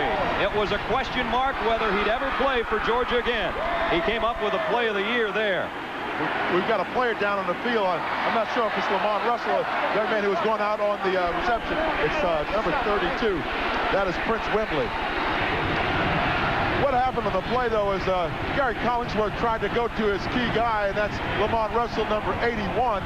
And it's just simply great coverage back there by the defensive secondary of Georgia. Watch Carswell step right in front of this like he is the receiver, picks it off, and he knows that he's sewn this ball game up for his club. Get down, don't fumble the ball, let the whistle be blown.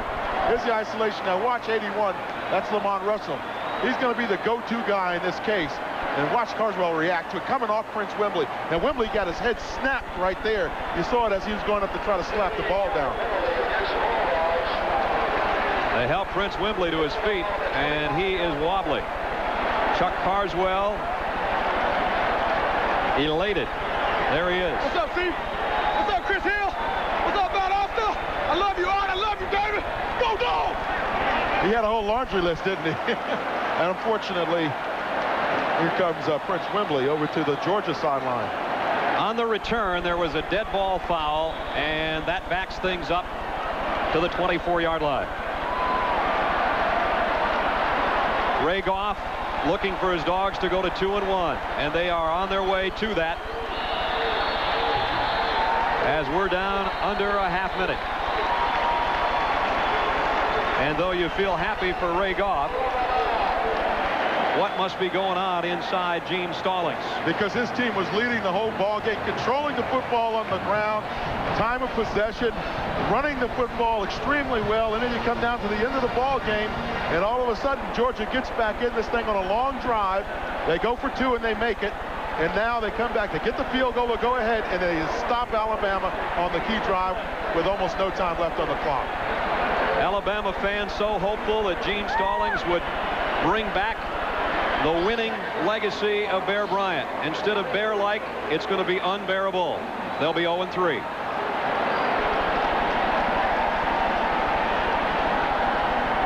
Gary Hollingsworth really didn't make any mistakes all day until this play. And this really is a mistake. You know, the receivers are awfully close together. Gary Hollingsworth recognizes he's got to get the first down. Critical situation. But you see right there as the 2 receivers close into one another, they were very close. Hollingsworth simply trying to thread it. Preston Jones to one knee. And Alabama will use its final timeout. It's going to be a happy anniversary for Jim Buck and Betty Goff, their baby boy. Actually, he's got a little brother. I shouldn't say baby boy. The 40th anniversary party will be a happy one. The trip back to Tuscaloosa will not be.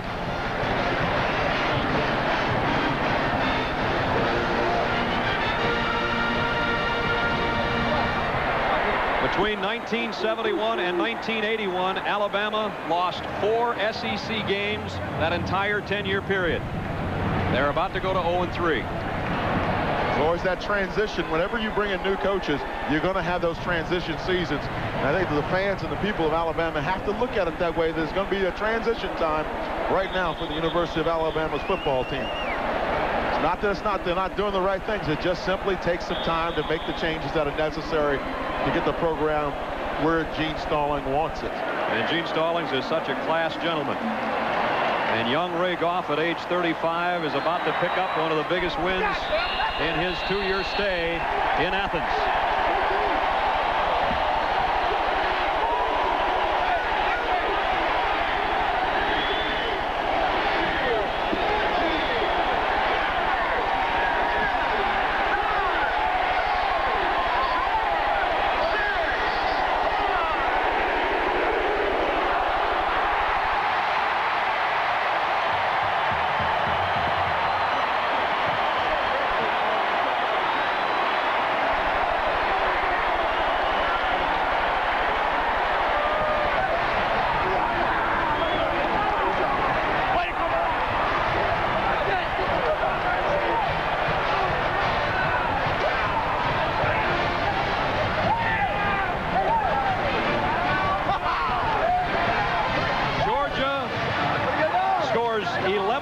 in the last 6 minutes, and John Casey's field goal wins it for Ray Goff.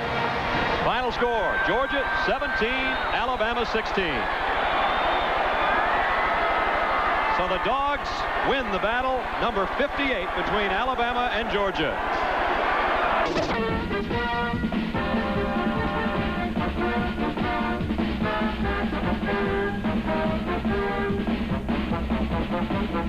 Welcome to University of Alabama football with Gene Stallings.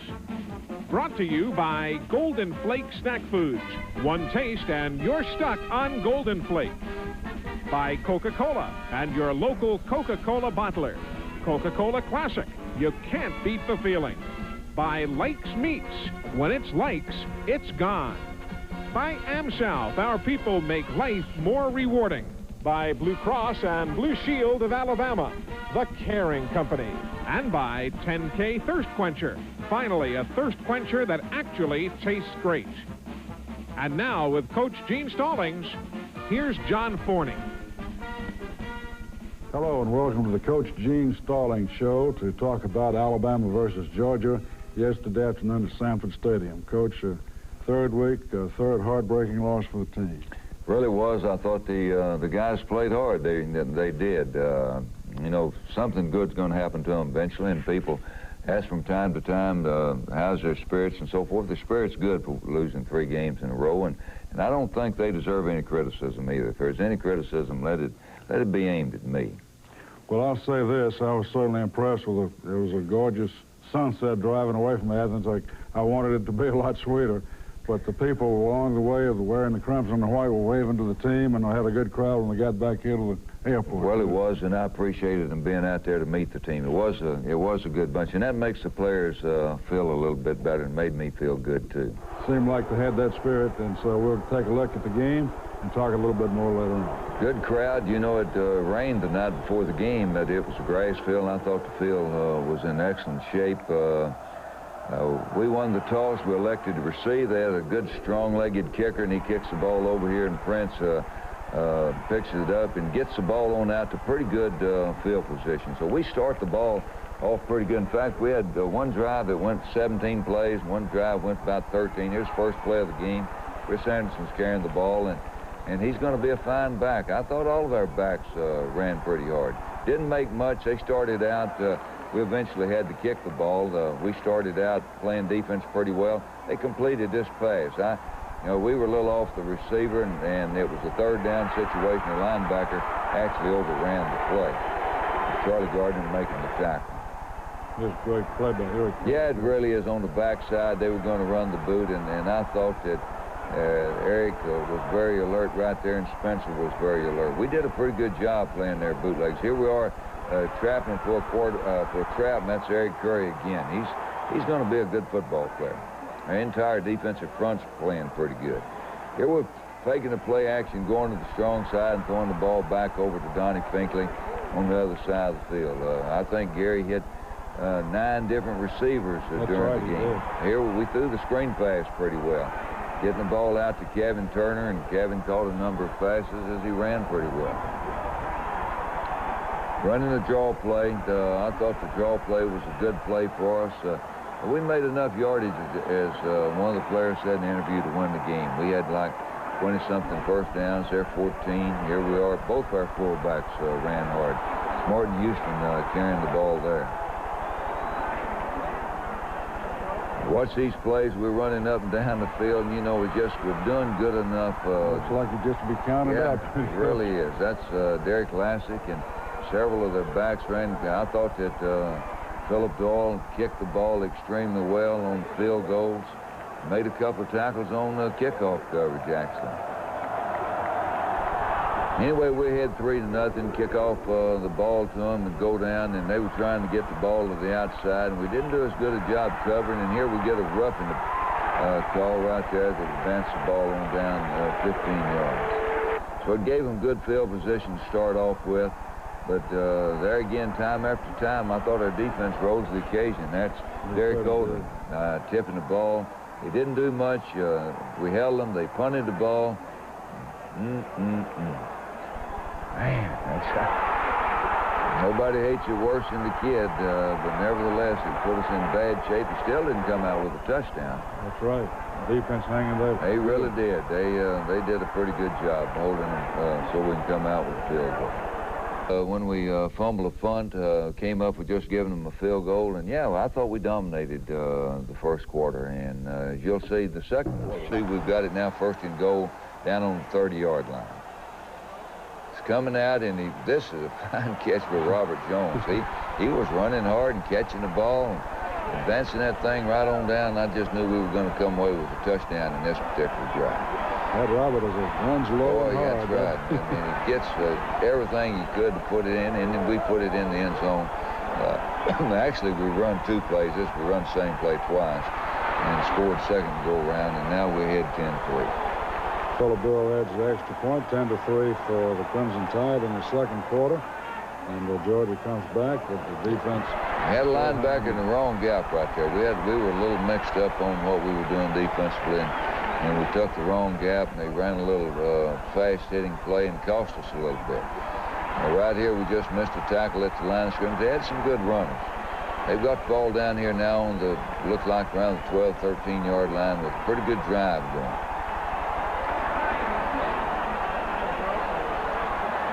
Boy, this was a crucial play right here. They fumbled the ball. We recovered it in the end zone.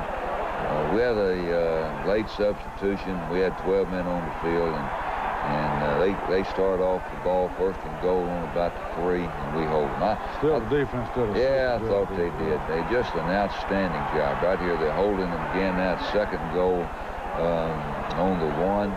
It's a little play-action pass right here, and Derek Oden gets back in here and tips the ball.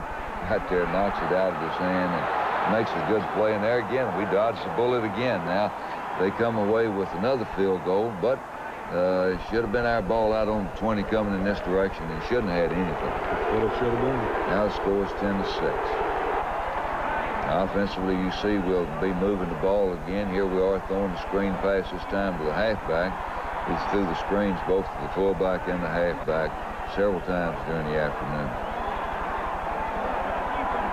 Good run right in here. I thought he runs into the referee right there. I thought the umpire, I thought he was going to score. He had a good hit of steam. Chris Anderson was running hard and bumped into him, and he might not have scored, but I thought he was going to. Another good play there, but Derek catching the ball, and he stepped out of bounds before he made the 1st down.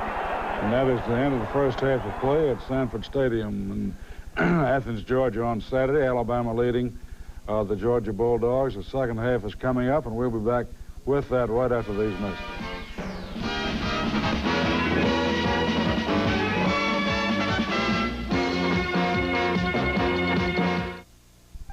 Coach Gene Stallings on winners.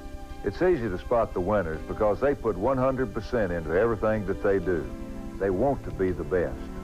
And it's easy to spot the winners when you shop for snacks. Just look for Golden Flake. And you can be a winner, too, in the Golden Flake Football Van Sweepstakes. Look for details where you shop for Golden Flake for your chance to win a fully customized van. You're always a winner with Golden Flake.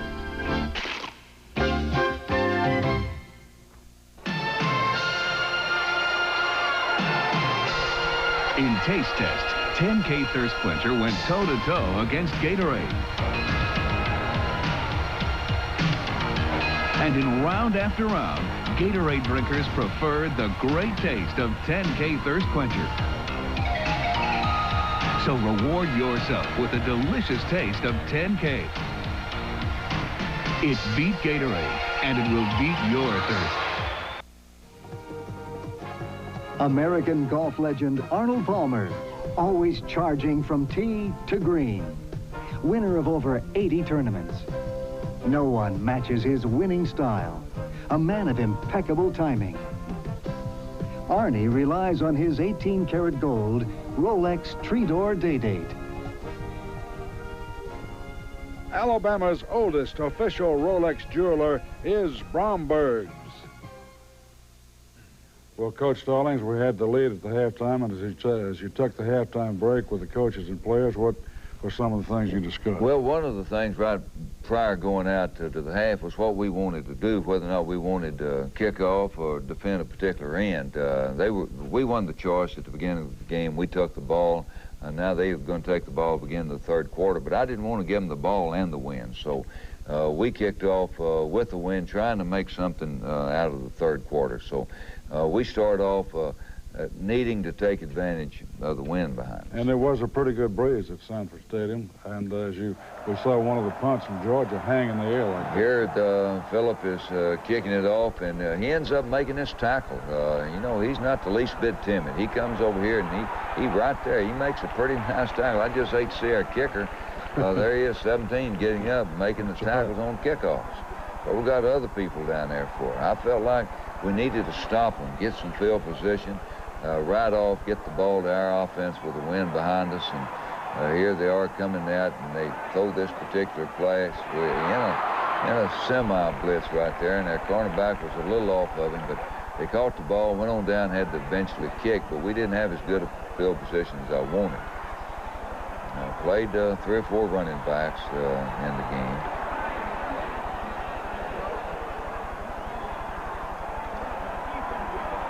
Another screen over to our halfback, and Chris makes a good catch on the ball and moves it on out to about 12 yards and makes the first down. Looked like he had a good block from Robinetto. Yeah, he did. We're cutting him pretty good. Here's another boot to where he fakes it and comes right on back, and he hits Donnie Finkley. And Gary, with the exception of one time, we had pretty good success with that particular play. Here he is running another draw play to our fullbacks. And fullbacks ran the ball pretty well. Kevin Turner carrying that particular one about 14, 15 yards. Another boot, and he comes across in here and he hits the tight end coming across. That's Damon Russell. Now we got the ball down on about the 35, and that wind's behind us, and I felt like we need to take it on in for a score. Picks up a key first down. Another good run by Robert. Yeah, here he is. He's running pretty hard. You see, we got that ball down on around the 12 or 13-yard line. We need to take it on in for a score. Made a first down on that particular play. Second effort.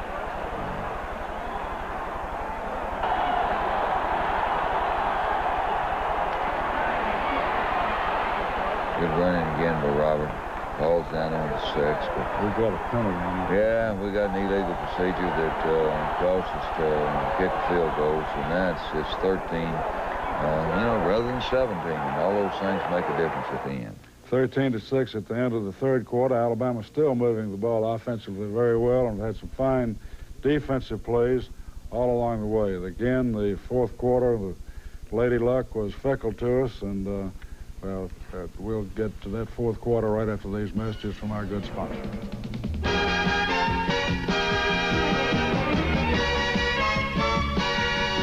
Broadcasting a Crimson Tide victory on a crisp fall afternoon.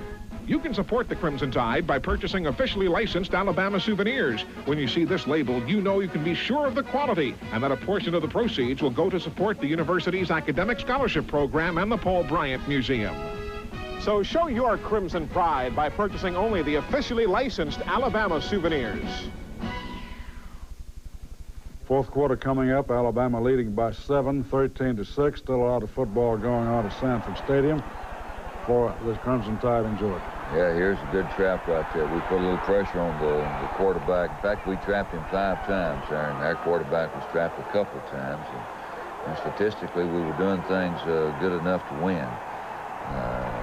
We get ahead by 10 points with about 10 minutes to go in the game. Here's another screen over to our fullback. You see, we were having a lot of success with that play. Got the ball out to the 40-yard line. Got the hard running back, Kevin, and here's a play you want to talk about. Yeah, this is reverse right in here, and that's Prince Wembley. I thought, from my vantage point, he may score right there, and it seems like anytime we have a guy that runs reverse, things happen to him. Last play of the game, he was injured and had another cruciate ligament injury, and he's out for the year. This is a great field goal kick right here. This is a 47-yarder into the wind. Puts us ahead 16-6. I believe that could have been a 57. Yeah, he kicked the ball extremely well. Here we got the ball back on the 30-yard line and didn't get much out of this particular play.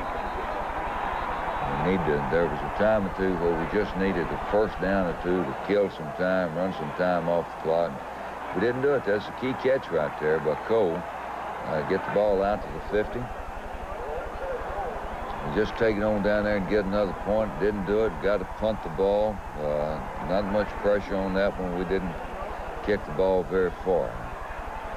We didn't gain a whole lot of real estate in the kicking game. Here we are, needing to stop them. We need to get that ball back. They run a screen and catch us in a zone, and it was a pretty good play on their part right there. We missed that tackle. We eventually get him, but I think that play picked up 15 to 16 yards. At that time, 15 to 16 yards was crucial. It was big. Another completed pass right here. Now they're getting the ball down the 30-yard line. We need to make a play. Big play here, Coach. Yeah, it is. The guy runs in here pretty hard, and we have a missed tackle there, and a missed tackle there, and he gets the ball on down around the 3-yard line. And he puts the ball in. He makes really a fine run, and he scores. Wasn't a very good defensive effort, really, on our part by some of the guys. But anyway, this next play, they go for 2, which I thought was a good play by Georgia. They ran the toss as Efren forced him, and the tight end blocked and slipped out, and they caught the ball, put him at 16-14. Now, they're in a position where a field goal will win for them. And I thought it was a good play on Georgia's part. It was a good decision to go for 2 at that time, I thought also. Crucial play right there. That was a 3rd and 12 and yeah, 17. That was a 3rd and 12, and some of our players thought there was a little movement. I think we slowed down, and we were refereeing a little bit more than we were tackling. But it was a crucial play. They take the ball on down. We do a pretty good job of stopping it. That was the 3rd and maybe like a 1, but we held them, and they came in and kicked the field goal. And they had a good field goal kicker also. Kicked the ball relatively low, but anyway, he drove it through there, and he puts them ahead 17-16. I still think we're going to win a football game. You know, we get the ball down to around the 50-yard line with a minute to play and 3 timeouts. They were completing it out to around the 42. They got a costly penalty that helped us on the kickoff. Here he scrambles out a little bit, completes this pass to Russell. Now we've got the ball right now on basically the 50-yard line, and we've got a minute to play. This is the last play of the game right here. It's where Prince gets injured. And, of course, it was all over. We had to use up 1 or 2 of our timeouts, and when they intercepted that pass, the game was over. So it's Georgia 17-16 for the 2nd week in a row. The Bulldogs pulling out by 1. They won last week 18-17, this week 17-16. Our next opponent, Coach, Vanderbilt, had a big win yesterday up in Nashville as they took on and beat the Bengal Tigers. It was a big win for them. Anytime you beat LSU anywhere, you're doing a good job. And I haven't had an opportunity to start studying them yet, but I will Sunday afternoon. And our work will be cut out for us, but there's not a doubt in my mind that the players won't continue to give every effort they got. I think so, too. I really have talked to some of them on the plane coming back last night. And they still got a lot of heart, and they really do want to make a year out of it. Hey, disappointing loss. There's no question about that. And we've got to help them every way that we can. Okay, we talked to some of the young men right after the game, and let's see that right now. Well, you know, we've played well all 3 losses. I feel like the offense played pretty good. Defense played well again. We're not doing what it takes to win. It seems like we're just finding a way to lose. For the 3 weeks in a row, I think we lost by 4, 1, and 3. You just got to come back next week and work harder. And no, it doesn't get any easier at all in the SEC. That's the way it's always going to be, and we got to keep plugging. I mean, we're playing hard. I mean, we're moving the ball well enough to win, making a mistake here and there. Penalties are killing us. Maybe one day we're going to get it all put together one day.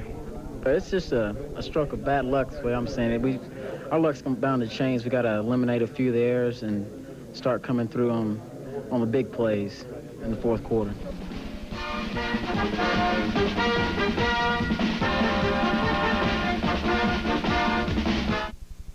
Coach Gene Stallings on tradition. Winning traditions don't just happen. They come from players who want to win so badly that they can taste it. Another Southern team that built a winning taste into a tradition is Golden Flake. Golden Flake has been supporting winning programs for over 60 years. Be a part of that winning tradition in the Golden Flake Football Van Sweepstakes. Look for details where you shop for Golden Flake. Be a part of the winning tradition with Golden Flake. The Alabama Sports Networks is pleased to announce a new way for all Alabama fans to stay up to the minute with Alabama athletics and help some great Alabama charities at the same time. Now dial 1-900-646-BAMA for daily practice updates, coaches reports, and live broadcasts. The cost is 95 cents for the first minute and 85 for each additional minute. A portion of the proceeds will go to the Alumni Association, Special Olympics, and the Alabama Child Caring Foundation. Don't forget 1-900-646-BAMA.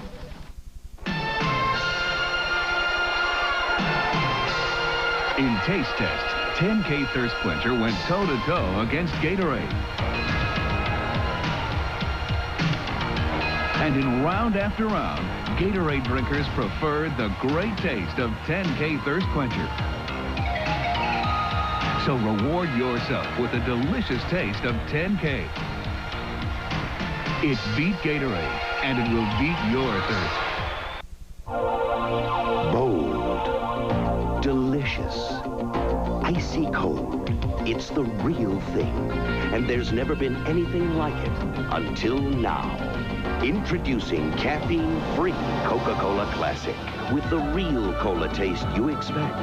It is the real thing, only caffeine-free. Coca-Cola Classic and now caffeine-free Coca-Cola Classic. You can't beat the real thing.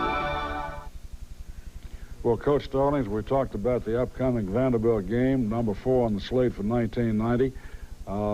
Do you have any particular different changes that you might be making as far as practice is concerned? Well, not particularly in practice. We'll have to change some personnel around a little bit. You know, we'd wanted to move Lamont over to the wide receiver, and we'll have to do something now that Prince has operated on Sunday, and so now he's out for the year, and his mother was at the game, and she was naturally concerned, and hopefully she's going to be okay. The thing I want to see more than anything is I want to see a smile on the player's face when the game's over. We want to come down to the dressing room and see the same thing. Right, in a good humor, and I think we're going to do it. I think so too, Coach. I tell you what, Vanderbilt is the opposition at Bryant-Denny Stadium next Saturday afternoon, and I hope you'll be there to help the Crimson Tide sink those Commodores. Good luck, Coach. Okay. There's got to be some somewhere. Yeah, it will. Thank you for watching, and we'll see you next week at this same time. University of Alabama football has been brought to you by 10K Thirst Quencher. Finally, a thirst quencher that actually tastes great. By Blue Cross and Blue Shield of Alabama, the caring company. By AmSouth, our people make life more rewarding. By Lakes Meats, when it's Lakes, it's gone. By Coca-Cola and your local Coca-Cola bottler. Coca-Cola Classic, you can't beat the feeling. And by Golden Flake Snack Foods. One taste and you're stuck on Golden Flake. When visiting Tuscaloosa, stay at the Sheraton Capstone Inn.